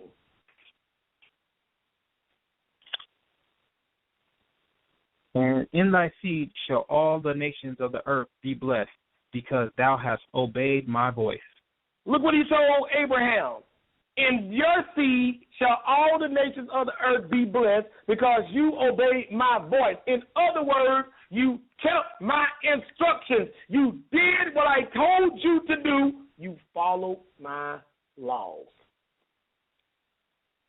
This is what it meant when it says Abraham kept my laws. Sisters and brothers, these guys have you on a wild goose chase. They got you looking for something that's not there when it's right in your face what it really means. Oh, he said Abraham kept my laws. Sisters and brothers, that means there was a written law. We can't find it no more. That's deep. It's hidden from us. Let's be the first person to unveil it so we can try to impress everybody with our knowledge. See, it's too easy just to go into the law of Moses. You know, you ain't going to impress nobody doing that. You know what I'm saying? So you want to be this big shot that has unearthed this hidden instruction that nobody can see. If there was a law before Moses, you would be able to clearly read it. You can clearly read the law in Moses. You can clearly see the instructions after Moses. I'm not saying you're going to understand them, but you can definitely see them. It's not hard to go to the New Testament and read what Jesus instructed his apostles and disciples. That's not hard to do. Everybody may not understand what he was saying, but you can definitely see it. So why is it that if there is a law before Moses and we got to go back to it, how come I can't just go in there and see what it is and do it? Because it's not there, sisters and brothers. That's not what God meant when he said Abraham kept my laws. Get away from that word law. It is a very inaccurate translation for Torah. It throws a lot of people off. The word you're looking for specifically means instruction or direction. That's what you're really looking for. And that's what Abraham did. Nobody can deny that. But if you're trying to tell me it doesn't mean that, it means like it meant with Moses, a list of do's and don'ts, then now you got to go to the book of Genesis and show us some universal do's and don'ts. That means that applies to everybody. Not something that God just told Abraham, not something that God just told Noah, not something that God just told Isaac, not something that God just told Jacob, not something that God just told Adam and Eve. You got people that mess that up. You don't supposed to use protection on your wife, bruh. Why? The Bible say be fruitful and multiply. God ain't ever told me to be fruitful and multiply. He never said that to me as an individual. He told Adam to do that and Eve, and he told Noah's sons to do that after the flood. You can't read nowhere in this Bible where God told you as an individual to be fruitful or multiply and fill up the earth. That was the whole purpose of being fruitful and multiply, to fill up the earth. The earth is already full. Many people believe it's too full. This is what happens when you universalize instructions that were given to specific people, and people do that all the time. Brother, they be fruitful and multiply. You ain't trying to be fruitful and multiply, bro. Shut up. He wasn't talking to me. He wasn't talking to you. He told Adam and Eve that. He told Noah's sons and their wives that. He didn't tell you that. People do stuff like that. They do it with the Levitical law. There are certain laws that only apply to Levites. You have to be from the tribe of Levi. To be a high priest, you have to be from the tribe of Levi, of the seed of Aaron. And they will read these laws that only speak to people that meet those qualifications, and they try to take it upon themselves to do that. That's the problem with a lot of people. They don't know who God is talking to half of the time because they don't bother to investigate it. You got brothers right now, I'm taking the Nazarite vow. You cannot take the Nazarite vow today, brother. That's impossible. How you say that? Because according to the law, when your vow is over, you have to make a sacrifice. That's part of the Nazarite law. If you don't make a sacrifice when the vow is over, you have not properly kept the Nazarite law. You can't do that. You can't pick and choose. Now, if you just say you want to just take a vow not to cut your hair, you can make your own vow that's similar to the Nazarite vow. That's one thing. But if you tell me you're taking a Nazarite vow, then that's going to take me back to Torah law, and I'm going to read about it. Well, brother, are you taking a lifelong Nazarite vow? Well, no, man, I'm just going to do it for about a couple of years, whatever. Okay, so this is what it says. This is what you do when the vow is over. Do you plan on doing that? Well, we can't do that, man. The Levites ain't around, or we ain't on Levitical law no more. Well, that's a Levitical law. Any law that involves or depends on the Levites is a Levitical law. That's not hard to understand. If I need a Levite or a priest to execute it, it's a Levitical law. So if you don't believe we're under the Levitical law anymore, or we can't keep any Levitical law without the Levites properly identified, and the temple and the altar, if you understand that, how can you claim that you are executing any law that you need a Levite to do? We don't understand this stuff. I'm trying to educate y'all on this. When you read the instructions or the laws that God gives, even when you get to Torah law, you need to understand if it's universal, meaning applied to everybody, or is it a certain group of people it's talking to? Because that's how the law of Moses worked. And a lot of people totally miss that. But now, we see that Abraham obeyed God's voice, which just simply means he followed his instructions. Now, let's go to Romans chapter 5.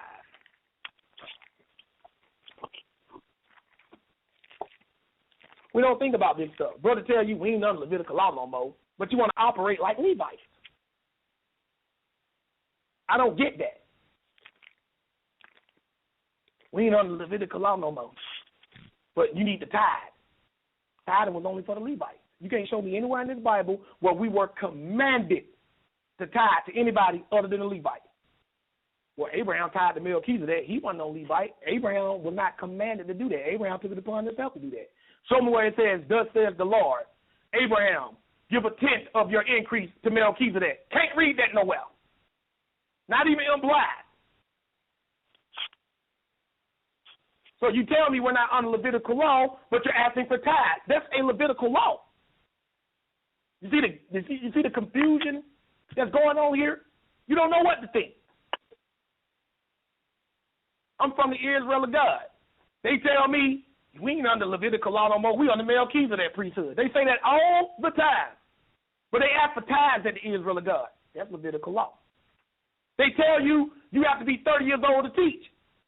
That's not Levitical law. But they try to use Levitical law to try to tell you got to be 30 years old to teach. Levitical law says you have to be 30 years old to do the work of the tabernacle, which meant taking care of the furniture.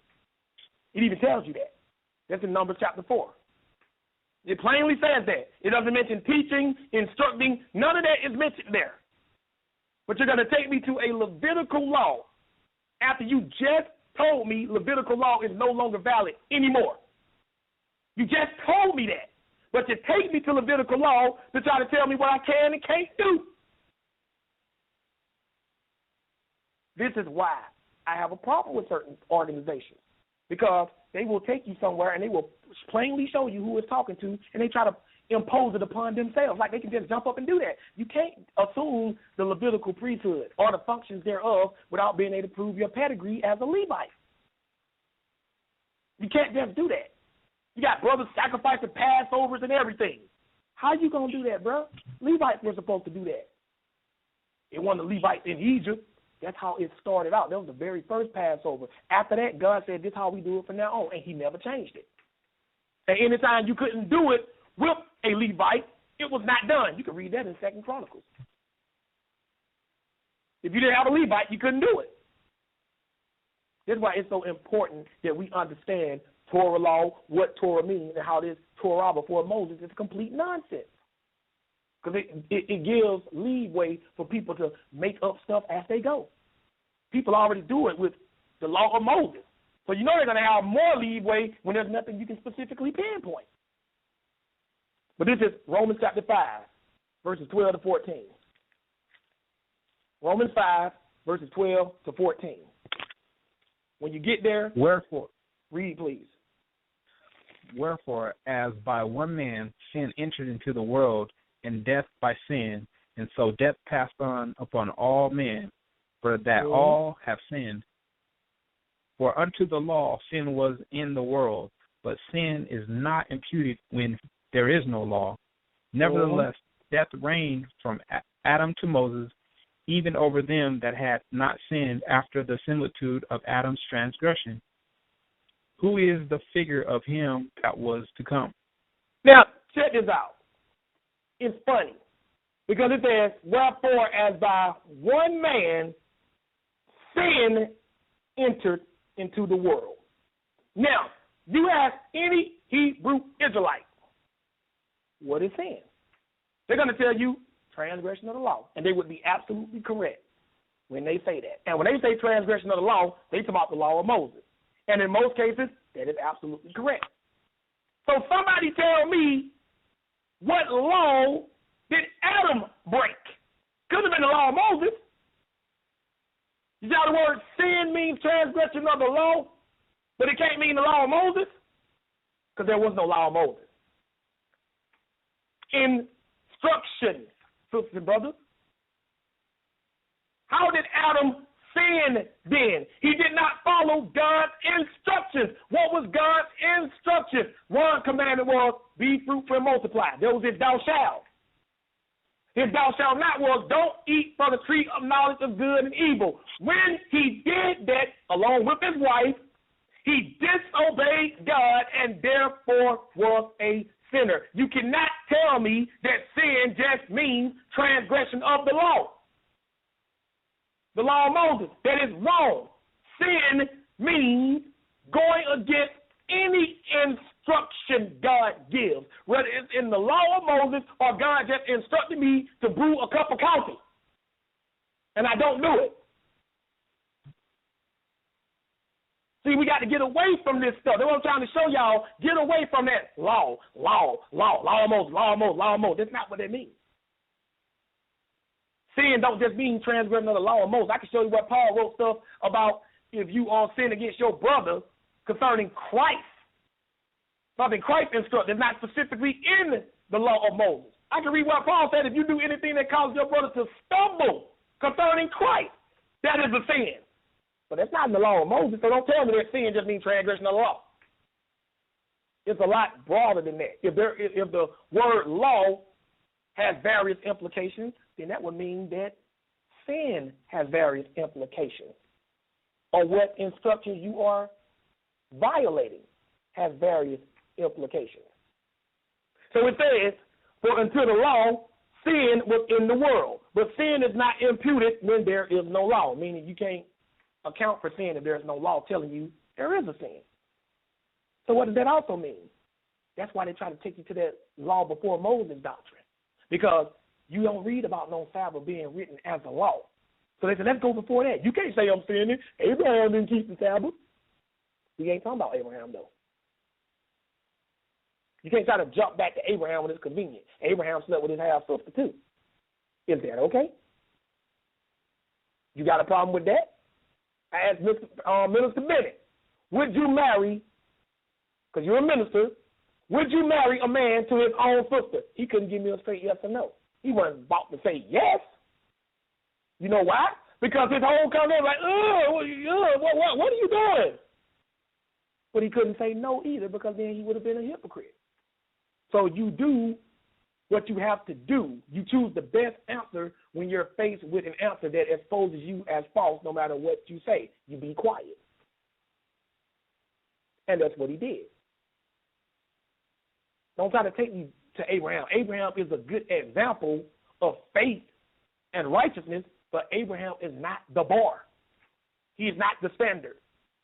Torah law is what we're supposed to be aiming at. That's why the root word Yahweh means to shoot or aim, something shot or aim towards. So that's what we're supposed to be aiming toward. That's what people don't get. You follow what I'm saying? And that's in the New Testament too. We'll show you that in another class, right?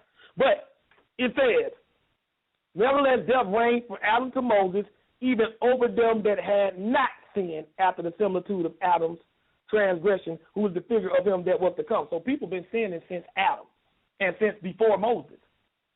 So there had to be some kind of standard of right and wrong. Otherwise, you couldn't say that somebody was sinning.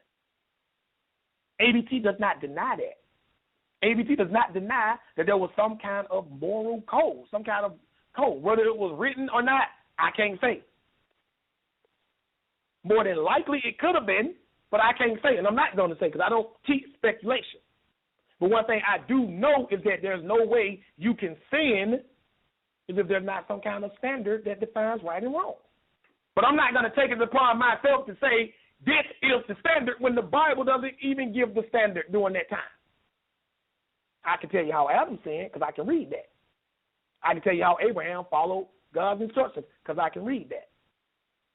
But I'm not going to go in between Adam and Abraham and start making a bunch of lists of do's and don'ts and call that the Torah before Moses. That's what they do. But let's keep reading. Skip down and read verses 19 and 20. For as by one man disobedience many were made sinners, so by obedience of one shall many be made righteous. Moreover, the law entered that the offense might abound, but where sin abound, grace did much more abound. Now, I have a question for you, Abdul, and for everybody who's listening. The law that is talking about that entered is talking about the law of Moses. Nobody will deny or argue that, right? So my question to you is this, Abdul, and everybody in Debate Talk, you audience who's been listening. Why would the law of Moses need to enter if there was already a law established with Abraham? It is say that everybody sinned from Adam to Abraham. Notice that the defining mark of a law is Adam to Moses, not Adam to Abraham. If Abraham had his own written laws of do's and don'ts, it would have said, nevertheless, death reigned from Adam to Abraham. Right. Why is Moses the defining moment? Because that's the first time in history a legislated law that was universal for a nation of people was created. True. If that's not the case, then you should be able to read about this Torah before Moses there. It would have said Adam to Abraham. Why is he using Moses as the defining point? Because that was the first time in history God actually gave a list of do's and don'ts that were universal for a whole people and anybody who sojourns among that people.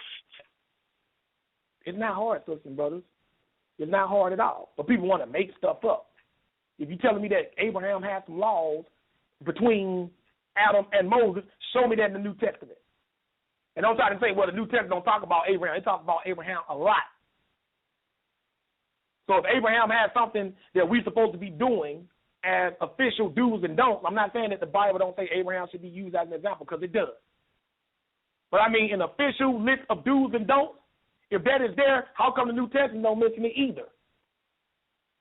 Because the law entered with Moses as far as a universal do and don't. But nobody wants to think this hard about it because they're too busy trying to get you away from the law. They're working backwards now. We couldn't get you from the other side. People started waking up. These black Hebrews tore that out the frame. I know I give the black Hebrews a lot of grief, but when it comes to that law, no Christian can stand up against them. They will tear them down. So Satan understood that and said, you know what? We got to try to find another strategy. Let's work backwards, because they got us on the tail end of this. They can prove we still supposed to be keeping the law, so let's work backwards. Let's try to take them to before it came. But now, God done rolls up people like myself and a few others who showing you can't work backwards either. So if you can't go backwards and you can't go forward, that means you're stuck in the middle. And what's in the middle? Torah law. And if you really want to get technical, as me and Brother Stanley proved, it's in the end too, Torah law. But let's keep going. Let's go to Genesis 6.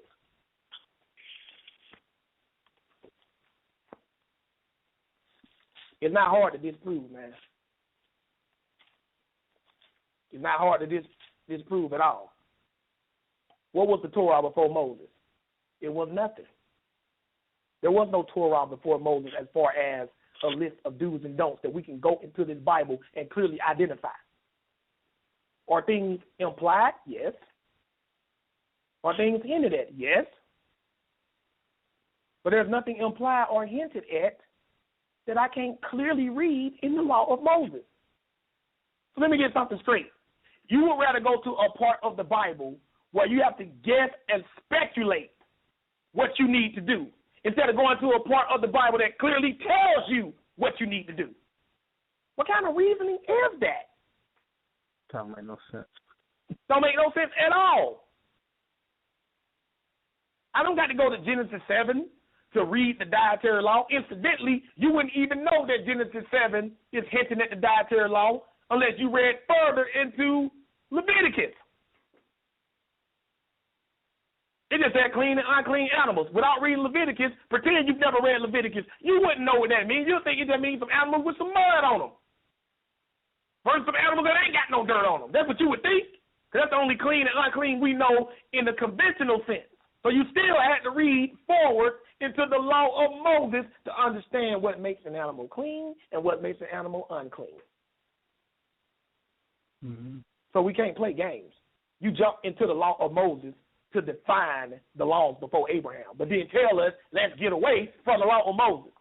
What kind of circular nonsensical reasoning is that?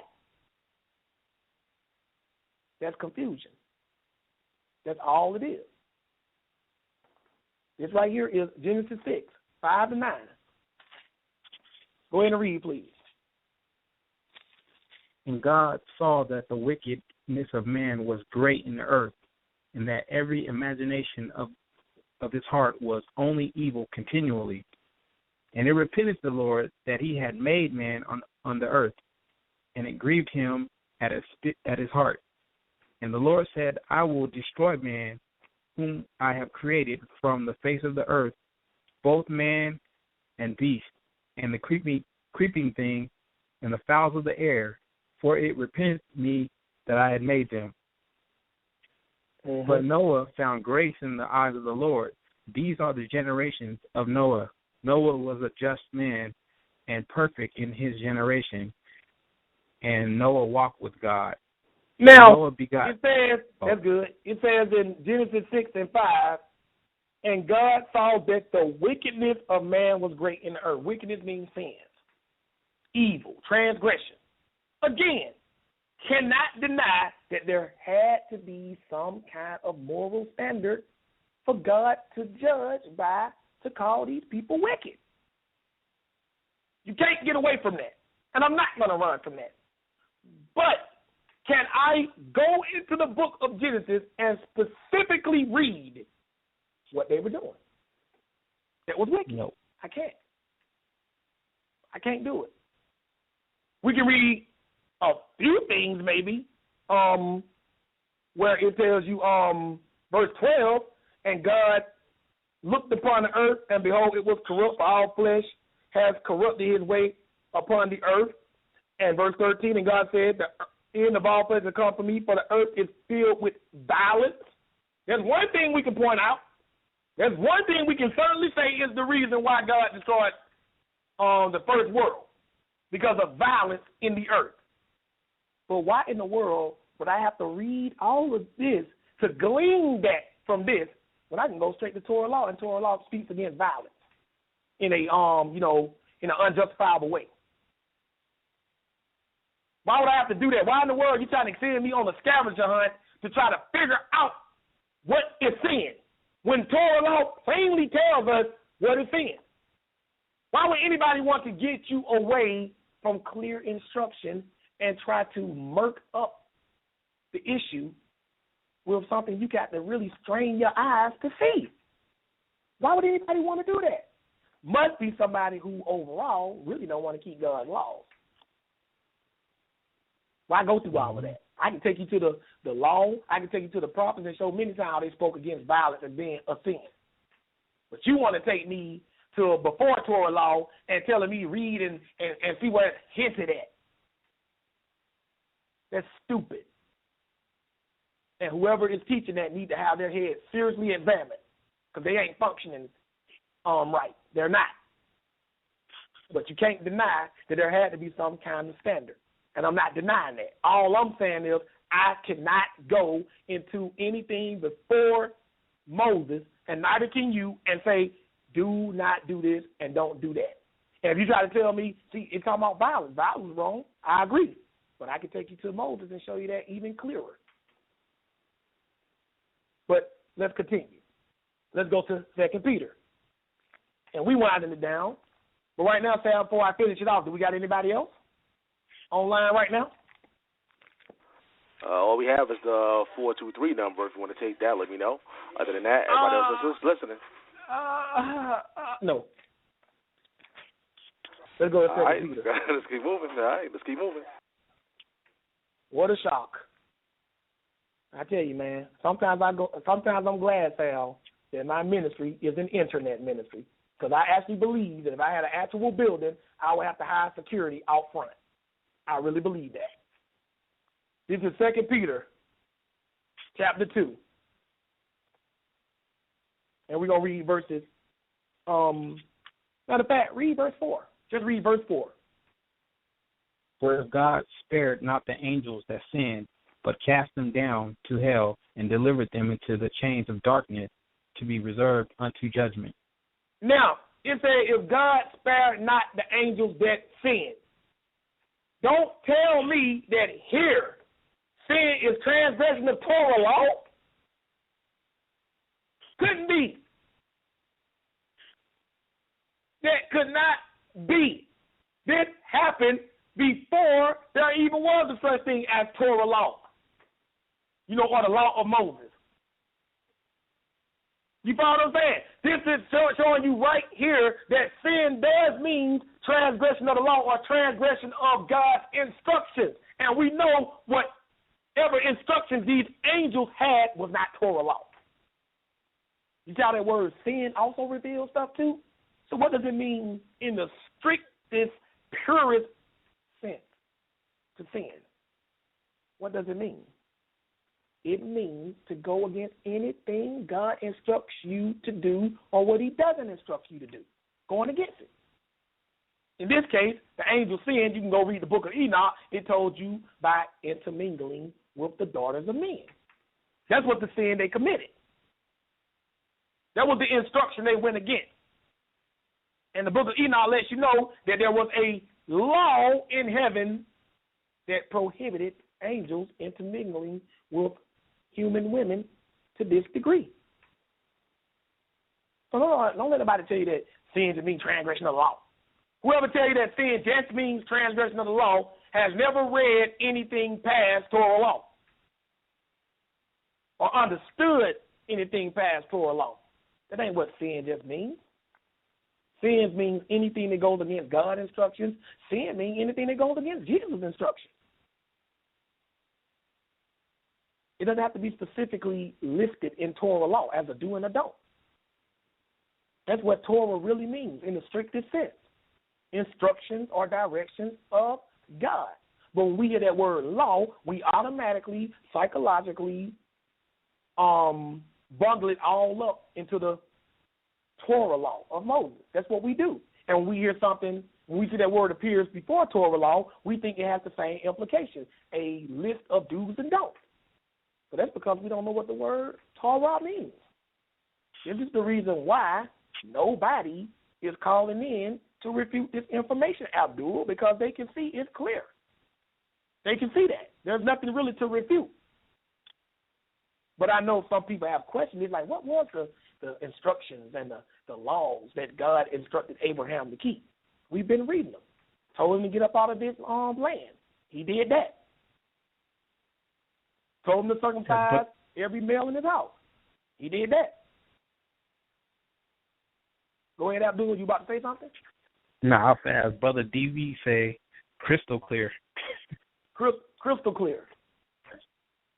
You know, told Abraham, sacrifice your own son, get you up out of your kindred.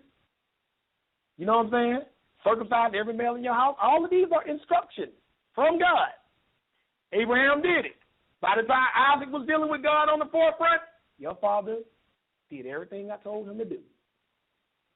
But yet, from that one statement and that one misunderstanding of that word law, they have sent a bunch of Hebrew Israelites and some non-Hebrew Israelites on a searching frenzy trying to figure out what it is that God gave Abraham when it's right there.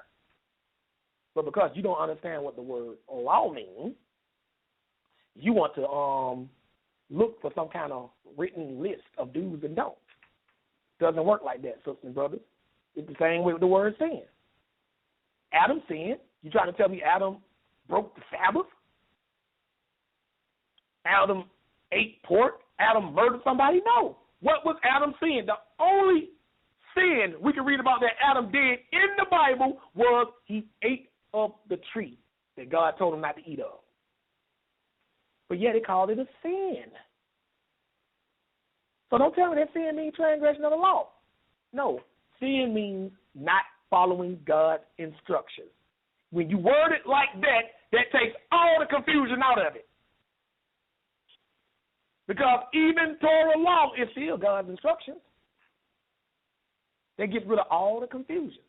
When you read Genesis 26:5 and you read it as translated, because Abraham followed all my instructions, ain't nobody going to go looking for no list of do's and don'ts. They gonna know, all that means that everything God told Abraham to do, he did it. And that's what we read, it ain't Abdul. That's exactly what we've been reading all along, ain't it?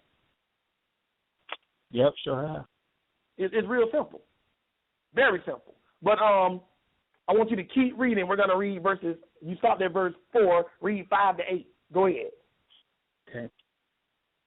And spare not the old world, but save Noah, the eighth person, a preacher of righteousness, bringing in the flood upon the world of the ungodly, and turning the cities of Sodom and Gomorrah into ashes, condemning them with an overthrow, making them an ensample unto those after should live ungodly, and deliver just Lot, vexed with the filthy conversation of the wicked. For that righteous man dwelleth among them, and seeing and hearing vexed his righteous soul from day to day with their unlawful deeds. Now, Lord knows. 2 Peter, hold on, that's good. 2 Peter has just said a mouthful. First of all, 5 says, and spare not the old world, but save Noah, the eighth person, a preacher of righteousness. You cannot preach righteousness, sisters and brothers, without some kind of moral code of what's right. I'm not denying that there was something there. All I'm saying is your Bible don't say what that was. So why are you saying it? I couldn't call us absolute Bible truth if I start inventing stuff. There are extra biblical materials that help you understand this. You know, to let you know that they were worshiping other gods. That's believable. I don't see any time in history where that ever would have been acceptable. You follow what I'm saying? And we know from reading Genesis that they were doing violence. I mean, they were murdering each other. We know that. But you cannot deny that there had to be some kind of code of righteousness for Noah to preach. And if he was preaching righteousness, that means people needed to repent. People needed to stop being wicked. Right? Then we read verse 6, and he said, and turning the cities of Sodom and Gomorrah into ashes, condemned them with an overthrow, making them an example unto those that after should live ungodly. So this is telling you that the people of Sodom and Gomorrah were living ungodly. Again, God could not have punished them justly if they did not know that what they were doing was wrong. There had to be some kind of moral code, sisters and brothers, that existed before the law of Moses. Or you could say there was some kind of law. But you can't go in this Bible and show me a list of do's and don'ts. It's not there. So there was no law in the sense of a list of do's and don'ts that you can find written in your Bible. Is things hinted at? Yep. Or things indicated? Yes. Or things implied? Yes. Or things strongly implied? Yes again. Notice that Brother Josh don't run from this stuff. But then I'll ask Brother Josh, can you show me specifically the do's and don'ts? I'm going to say no, because I can't, and neither can you. But there was something.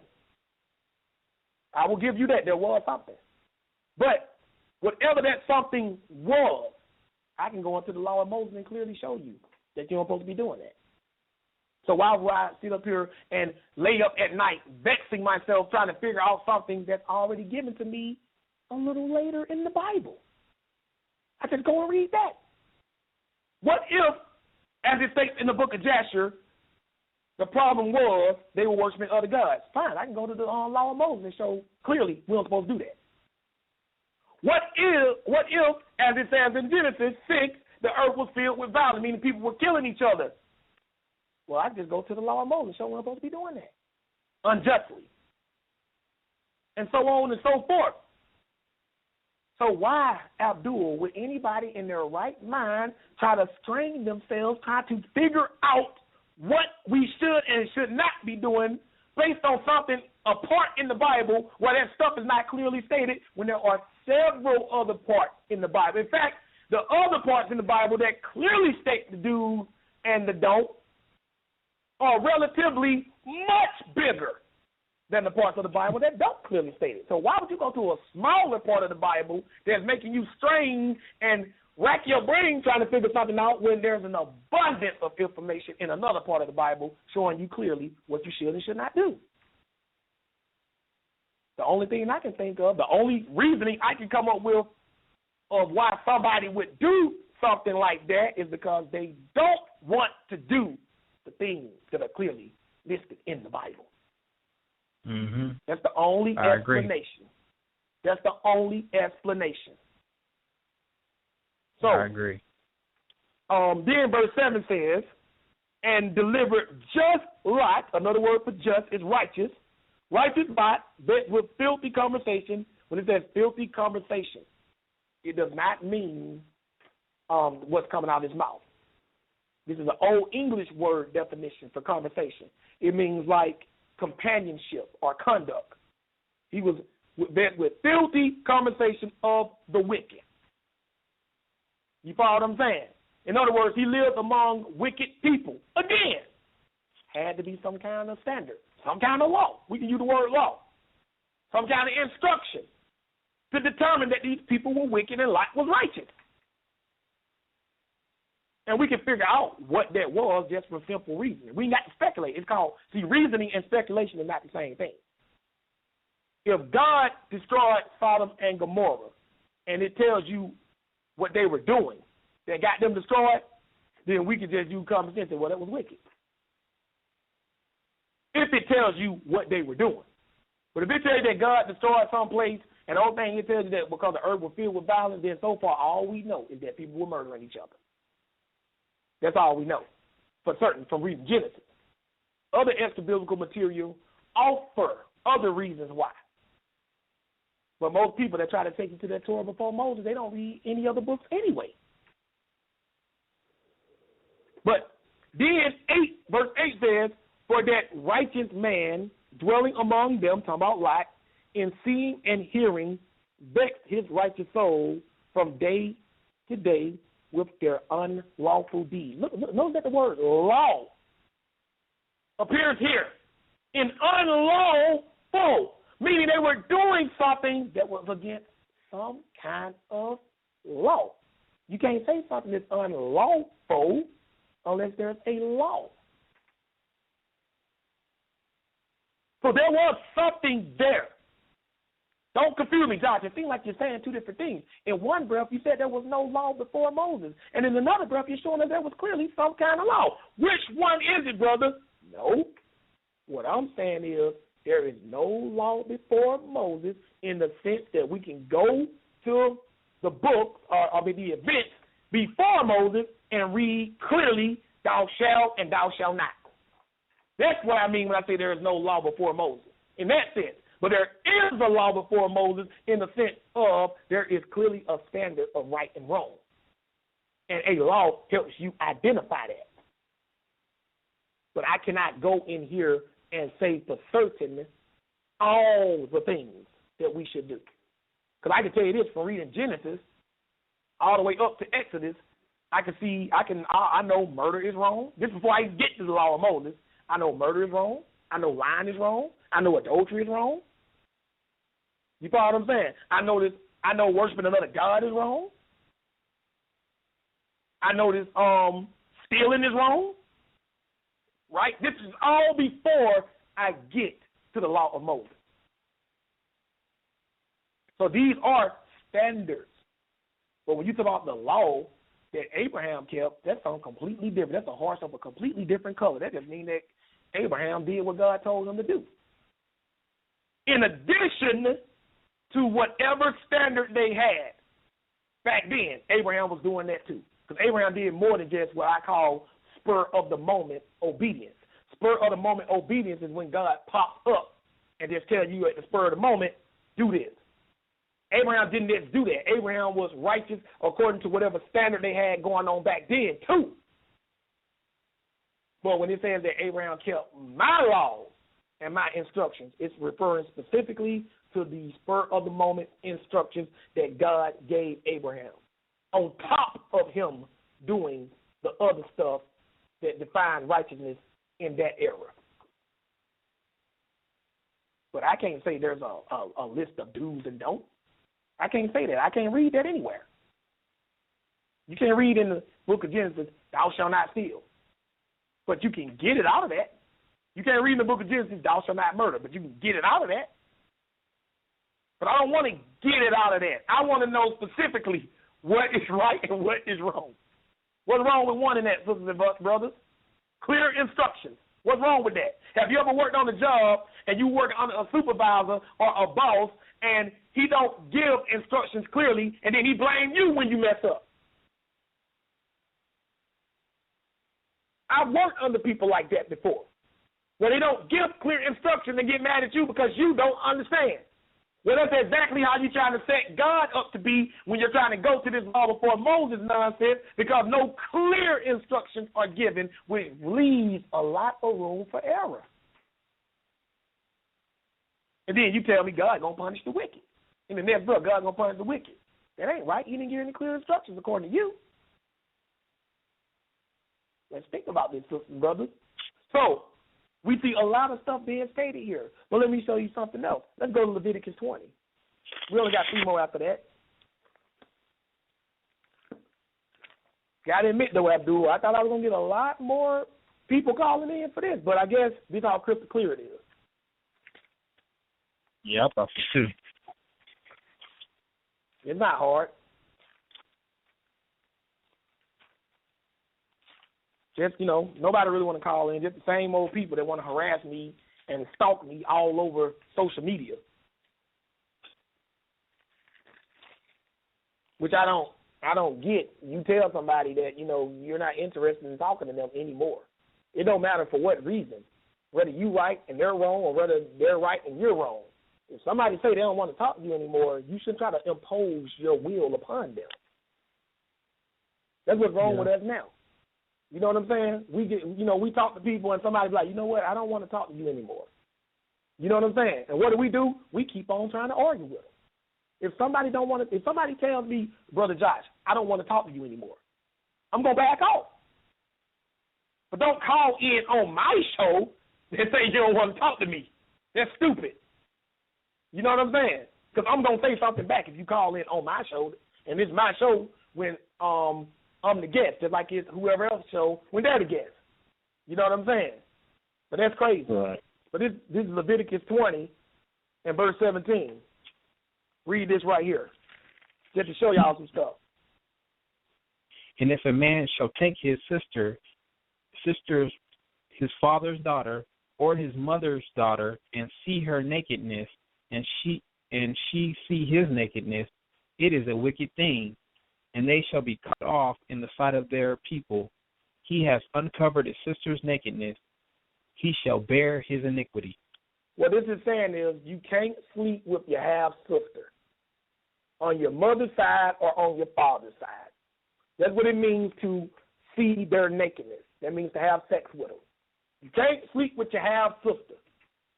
Yet it plainly tells you in Genesis that Sarah was Abraham's half-sister. He was his father's daughter.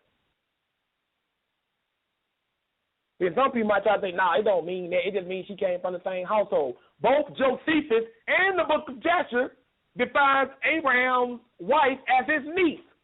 See, it means it was his niece. Well, Torah law says you can't sleep with your niece either. So no matter how you slice it, it's incest. But if I take you back to the law before Moses, it's okay.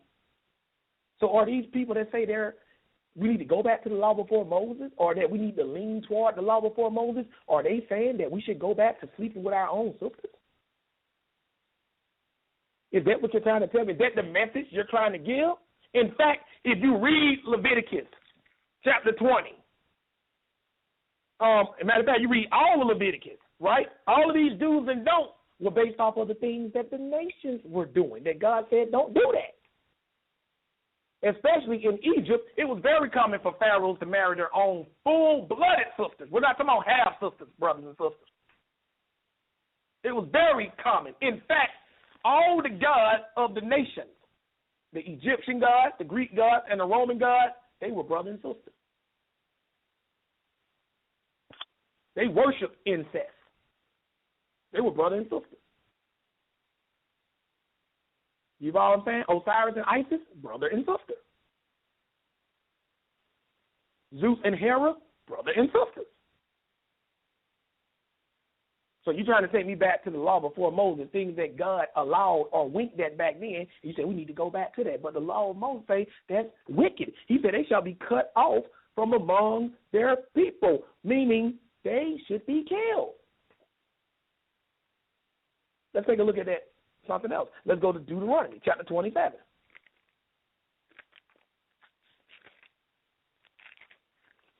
It's not hard, sisters and brothers.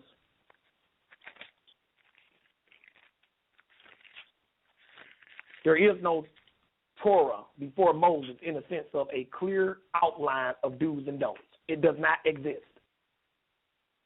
There is indication of a law, but the extent to how far it went, we cannot clearly say. And absolute Bible truth does not deal with speculation. We do not build a doctrine off of speculation. We just don't do that. We not all personal opinions, speculations, and beliefs. I say it every time I do a class on my show. That is our creed. That is our motto. We leave out all personal opinions, speculations, and beliefs. If we can't read it to you in this book in proper context, we're not teaching it. And we dang sure ain't believing it. You know what I'm saying? That's how it's supposed to be.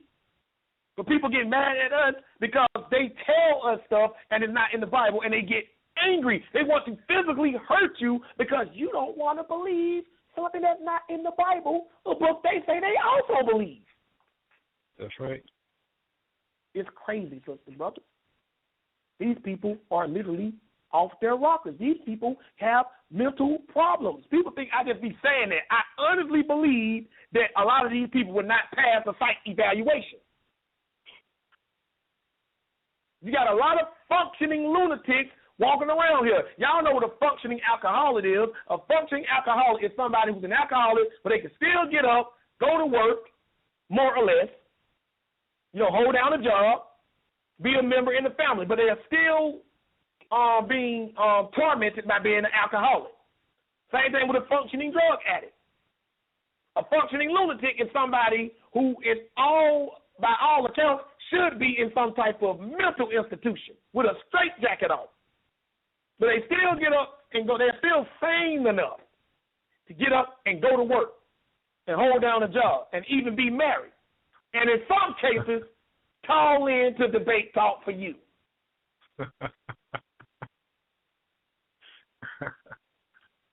How can I say these people are crazy? I say, I don't want to talk to you anymore. You got one person online, 423. Wow, I could have sworn I said on the air, I'm not going to talk to that person no more. Same person pop up on my show. Same person calls in on the show I'm not even on. Not even about me. Not even about something I teach or teach again. Going in on me. There are others too. I have a telemarketing ministry calling in on my show every week. And you haven't even heard of it, a telemarketing ministry. Let me just take a moment to explain that to y'all, because I ain't got nobody on the switchboard anyway, so I can deviate a minute to tell y'all this. Right? A telemarketing ministry is just like a telemarketer. Y'all don't been home before your phone rings, somebody trying to ask you about your loan distance or ask you, are you satisfied with your service, right? That's a telemarketer. Most of them get hung up on as soon as they call. I know because I used to do it, right? Well, we got a telemarketing ministry where this man or this woman or the two of them together call in every week, and whenever they call in, you can hear in the background an office of people actively taking calls and making calls. Yeah. That's what it sounds like in the background every time they call. Yeah. This is a telemarketing ministry, and they harass just like your typical telemarketer. No matter how many times you tell them people, I'm not interested, I don't want your phone service, they just keep on pushing, keep on pressuring. So finally, you just got to hang up on them. We got all kinds of people that harass us. These people, they are functioning lunatics. Because where I come from, if somebody tells you they don't want to talk to you anymore and you can see that they clearly mean it, and you keep harassing them, that means something wrong with you. Dude said you don't want to talk. She said she don't want to talk. You got to be crazy to keep trying to force a conversation out of somebody who don't want to talk to you, especially somebody you don't know. These people are crazy. But this is Deuteronomy 27 and 22. Read that right quick. Cursed be he that lieth with his sister, the daughter of his father, or the daughter of his mother. And all the people shall say, Amen. Cursed be the man that does that. Let's go back to the law before Moses, Abdul. Would we still be cursed then if we did that? That's a pretty profound question. So profound that when I asked Bennett the same question off air in our debate, brother couldn't give me a simple yes or no. Couldn't do it. Now ask me the same question. Josh, is it a sin to sleep with your relatives? Or is it a sin? Or will we be cursed? Yes. Would you ever marry a man to his own sister or half sister? No. See, notice how it don't take me long to answer that. He actually chuckled at the question. Yes. He actually chuckled at it. He laughed about it. What's funny, bro? I'm asking you about incest and you laughing. You feel me? That's how you can tell when these guys be playing games with y'all debate talk for you. Hey, brother, do you believe in the Messiah of the New Testament? As stated in Matthew, Mark, Luke, and John. Well, there's a lot of things about belief. Bro, that's a yes or no. Why are you playing? These people come on here and they play with y'all. Y'all are listening. Y'all are seriously trying to learn, and these people come on here and they play with you. Ask me the same question. Doc, do you believe in Jesus Christ, Yeshua HaMashiach, Yahushua, whatever name you want to go by, as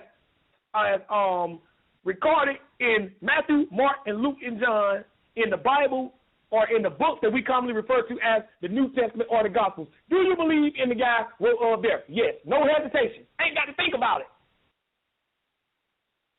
But you ask brother the same question. Well, belief is quite a word. You know what I'm saying?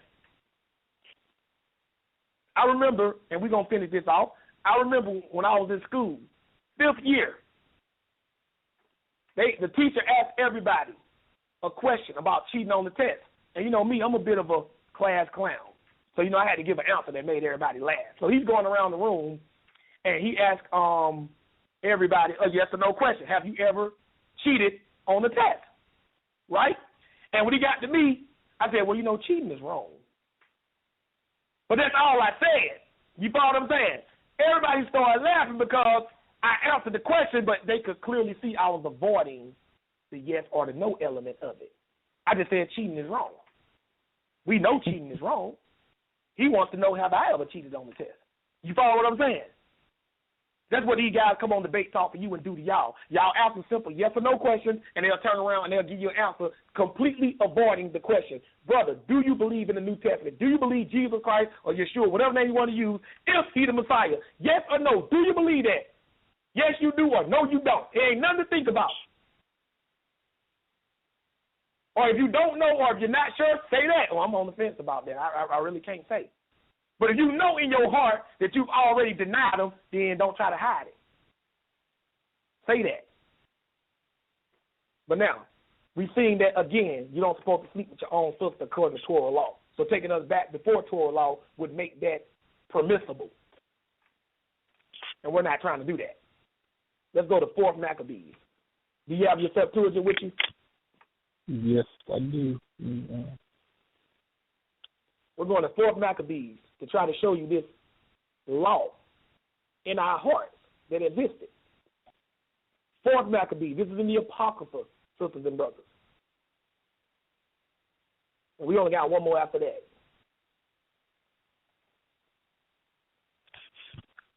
Y'all better stop playing these games. We're in 4th Maccabees chapter 2, and I want you to read verses 21 to 23. At the time when God created man, he implanted him with implanted within him his passion and moral nature. At that time, he enthroned above all holy leader mind through the medium of the senses And he gave a law to this mind by living according to which it will maintain a temperate and just and good and mainly reign. And mainly reign. Now, hold on, that's good, that's good. Now, Okay. Look what it says right here in verse 21. For at the time when God created man, he implanted within him his passions, that means desire, and moral nature. Your morals mean what you consider to be right and wrong. It's telling you right here that when God created man, he implanted a sense of right and wrong in him. So even if, for the sake of argument, there was no written moral standard before Moses, there was a mental moral standard that God implanted into man when he first created him, and which is passed down to all men, that we can determine right and wrong. You don't believe me? There were times when you did something to somebody and you naturally felt bad afterwards. Nobody has to tell you. We call it our conscience. That's what we call it. But the Bible calls it your moral nature. It is a part of our genetic code. It was inbred in us the moment we were born. It says passions and moral nature. Then it says, and at that time he enthroned above all the holy leader mind through the medium of the senses. The holy leader mind. That means a holy mind that leads his actions through the medium of the senses. Then it says, verse 23, and he gave a law. Remember that word law? Also we know means instructions. To this mind. This is not something that's written on paper. This is not something written on stone tablets. This is something that God embedded in us the moment we were created. Man already has a natural sense of right and wrong. This is before a Bible existed. This is before a Torah or Tanakh existed. God gave all of this to man. People, you have some scholars that want you to think that Adam and Eve were just walking around as ignorant children. No. God instructed these people big time from the time he created them. That's why their punishment was so severe. You could tell by how severe the punishment was, how much knowledge they had. But then it says, he gave a law to this mind by living according to which it will maintain a temperate, that means self-control, just, which means righteous, good, y'all know what good means, and manly reign. That means you will rule like a man should. He gave a law to your mind. That means you by nature, to a certain degree, know what's right and what's wrong. This, in fact, if you really want to get technical, is your Torah before Moses. And it ain't written on anything except in your mind or in your heart. This is how God going to judge people who never heard of a Bible. I got a whole class on that, acknowledging ignorance. Well, what if I ain't never read the Bible? What if I never heard about Jesus? To whom much is given, much is required, right? Yeah. Well, what if you weren't given anything? What's going to be required of you then? If you were given nothing, nothing is required of you. So how God going to judge you? He going to judge you based off of what he created you with. Based off of what you know. And if all you leave this world with is what he implanted into you the moment you were born, if that's all you leave this world with, the knowledge of that, then he's going to judge you according to how you operated based off of that. Because let's just be honest, sisters and brothers, if he judge all of mankind strictly on Torah law, I mean, wow, who is going to get in heaven? You got a lot of people who don't know anything about Jesus, never even heard of him, and they treat people better than we do as Christians. They take care of each other better than we do as believers. But you telling me because they never heard of Jesus, they going to hell? but you are? Just because you heard of him, but you ain't doing nothing that he wants you to do? It's something for people to think about. There's going to be a lot. My belief is when you get to heaven, there's going to be a lot of people you see up in there that you didn't think would ever make it there. How the world you get up in here? You follow what I'm saying? God gave us a natural sense of right and wrong. People today call it your conscience. That's what science call it. It's your conscience. No, that's that law that he put in your mind when he first created man. Let's go to the last one. Let's go to Romans chapter 2.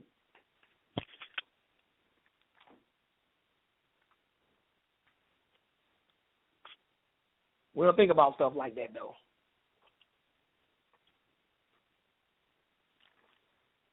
Romans chapter 2 and verses 12 to 15.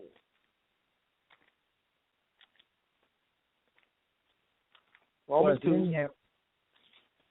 Hold on one second. Let me get that with you. Romans 2 verses 12 to 15. Okay, go ahead. You good. For as many as have sinned without the law shall also perish without the law. And as many as have sinned in the law shall be judged by the law. And therefore, as many as have sinned without the law shall also perish without the law. And as many as have sinned in the law shall be judged by the law. Go ahead and read. For not the hearers of the law are just before God, but the doers of the law shall be justified. That's funny because Paul, hold on one second. It's funny because Paul said this, and the Christians love trying to run to Paul to try to get away from the law. But Paul just said himself, the hearers of the law are not just before God, but the doers of the law. This is what Paul said. But go ahead and read. For when the Gentiles, which have not the law, do by nature the things contained in the law, these, having not the law, are a law unto themselves. Look what it says. For when the Gentiles, which have not the law, Torah law of Moses, do by nature the things contained in the law. They're doing by nature. In other words, they naturally do it. Remember, 4 Maccabees 2 and 21. For at the time when God created man, he implanted within him his passions and moral nature. But when the Gentiles will have not the law, do by nature the things contained in the law. In other words, the do's and the don'ts of the law. By nature, they automatically do it. It says, these having not the law, don't have the Torah or the law of Moses, are a law unto themselves. In other words, they are a law that they have a law that they are using to govern themselves by nature. But how do they do that, Josh? Because we just read it. When God created man, he implanted him his moral nature. We call it our conscience. Now, that conscience is not going to tell you about the Sabbath. It's not going to tell you about the dietary law. It ain't going to tell you about the holy days. But it will automatically tell you about moral nature. Well, Josh, if we automatically got this in us, how come everybody don't do right? Because you can deny it. You can resist it. We know what's right and wrong, sisters and brothers. I knew stealing was wrong before I got in this word. I knew that murder was wrong. I knew sleeping with another man's wife was wrong before I got in this word. It's some stuff you naturally know. It's done by nature. That's why Paul is letting you know the Gentiles do by nature the things that are in the law, not having the law, right? So they are a law unto themselves. So go ahead and read, verse 15. Which show the work of the law written in their hearts, their conscience also bearing witness, their thoughts, the meanwhile accusing or else excusing one another. So look what it says. We show the work of the law written in their hearts. We know that the heart in the Bible often means the mind. That's the same thing we read in 4 Maccabees, chapter 2 and verse 22. At that time, he enthroned above all the holy leader mind through the medium of the senses, verse 23, and he gave a law to this mind. He gave a law to this mind. Paul is saying something very similar to this, which show the work of the law written in their heart. Heart means mind right here, sisters and brothers. Their conscience also bearing witness. Their conscience bear witness. No, your conscience, like you say, you want a clear conscience. Their conscience bear witness of this. Your conscience is a witness that you have this law written in your heart because it affects your conscience. It says, and their thoughts, the meanwhile accusing or else excusing one another. In other words, they can accuse you of wrong based off of this law written in their hearts. They don't have anything to do with Torah law because they don't have Torah law. They didn't have it. This law written in their heart gave them the ability to judge people of what's right and what's wrong. That's why they're accusing or excusing one another. Because you can't accuse somebody of something unless you think they did something wrong. And you can't excuse somebody unless you think they didn't do anything wrong. So as you can see, sisters and brothers, we have shown you that the Torah before Moses as a written record of do's and don'ts do not exist according to the Bible. It is a doctrine of pure speculation. There are indications in the Bible that they had some kind of law or moral code that they were living by, but it's not clearly stated in the scriptures what these do's and don'ts were. All we have is indication of what's right and what's wrong. And it would be foolish to try to look at something hinted upon to get understanding when we have things that are clearly stated concerning what we should and what we should not do, or what's considered sin and what's considered righteousness. But most importantly, we learn that God engrafted in our genetic code when he first created us a sense of right and wrong. And this existed before there was a such thing of a law of Moses anyway. So we don't even need to speculate on what that written code may or may not have been during the time of Abraham and earlier. We know that from the creation, God gave us a natural sense of right and wrong that he implanted in us that we call our conscience. But we still can't go by that alone because your conscience is not going to tell you about the Sabbath.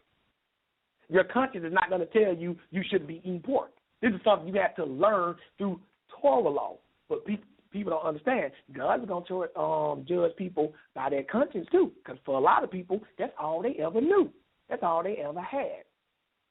So the Torah before Moses, as far as a list of do's and don'ts, is a doctrine of pure speculation.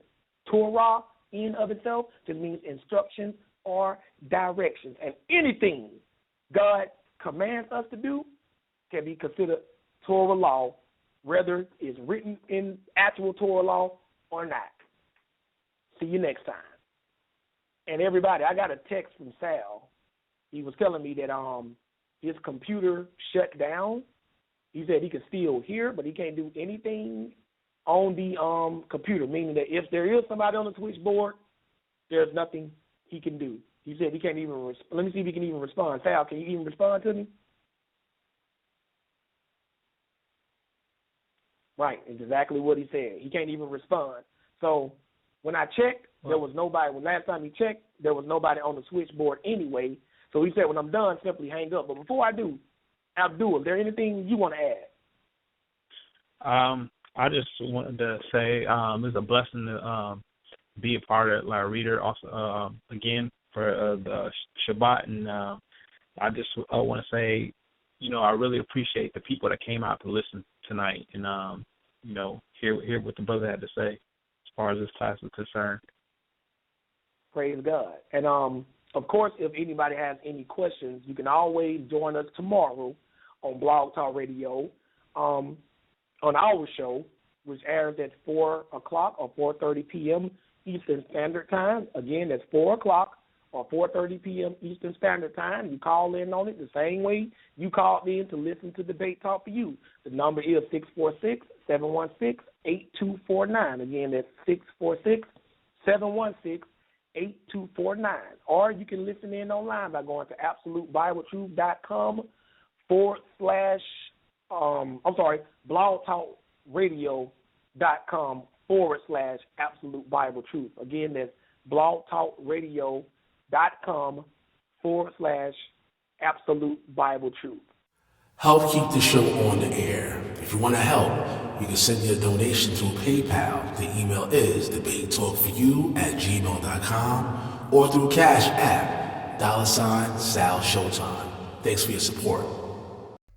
Hey, faithful listeners and thinkers. My name is Reese Roberts, and I'm the host of a new podcast called Entertain the Thought, now available on SoundCloud and www.reeseroberts.com.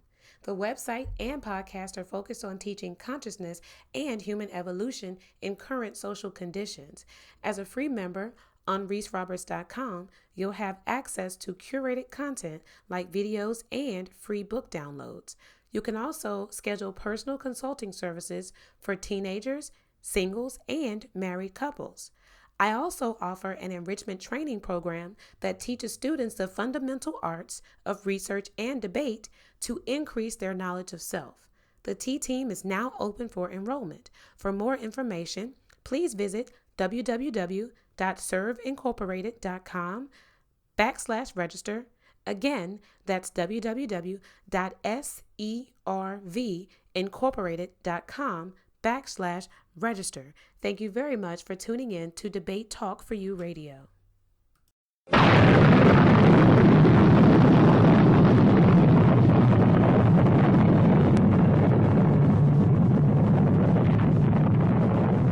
Welcome to the planets of debates.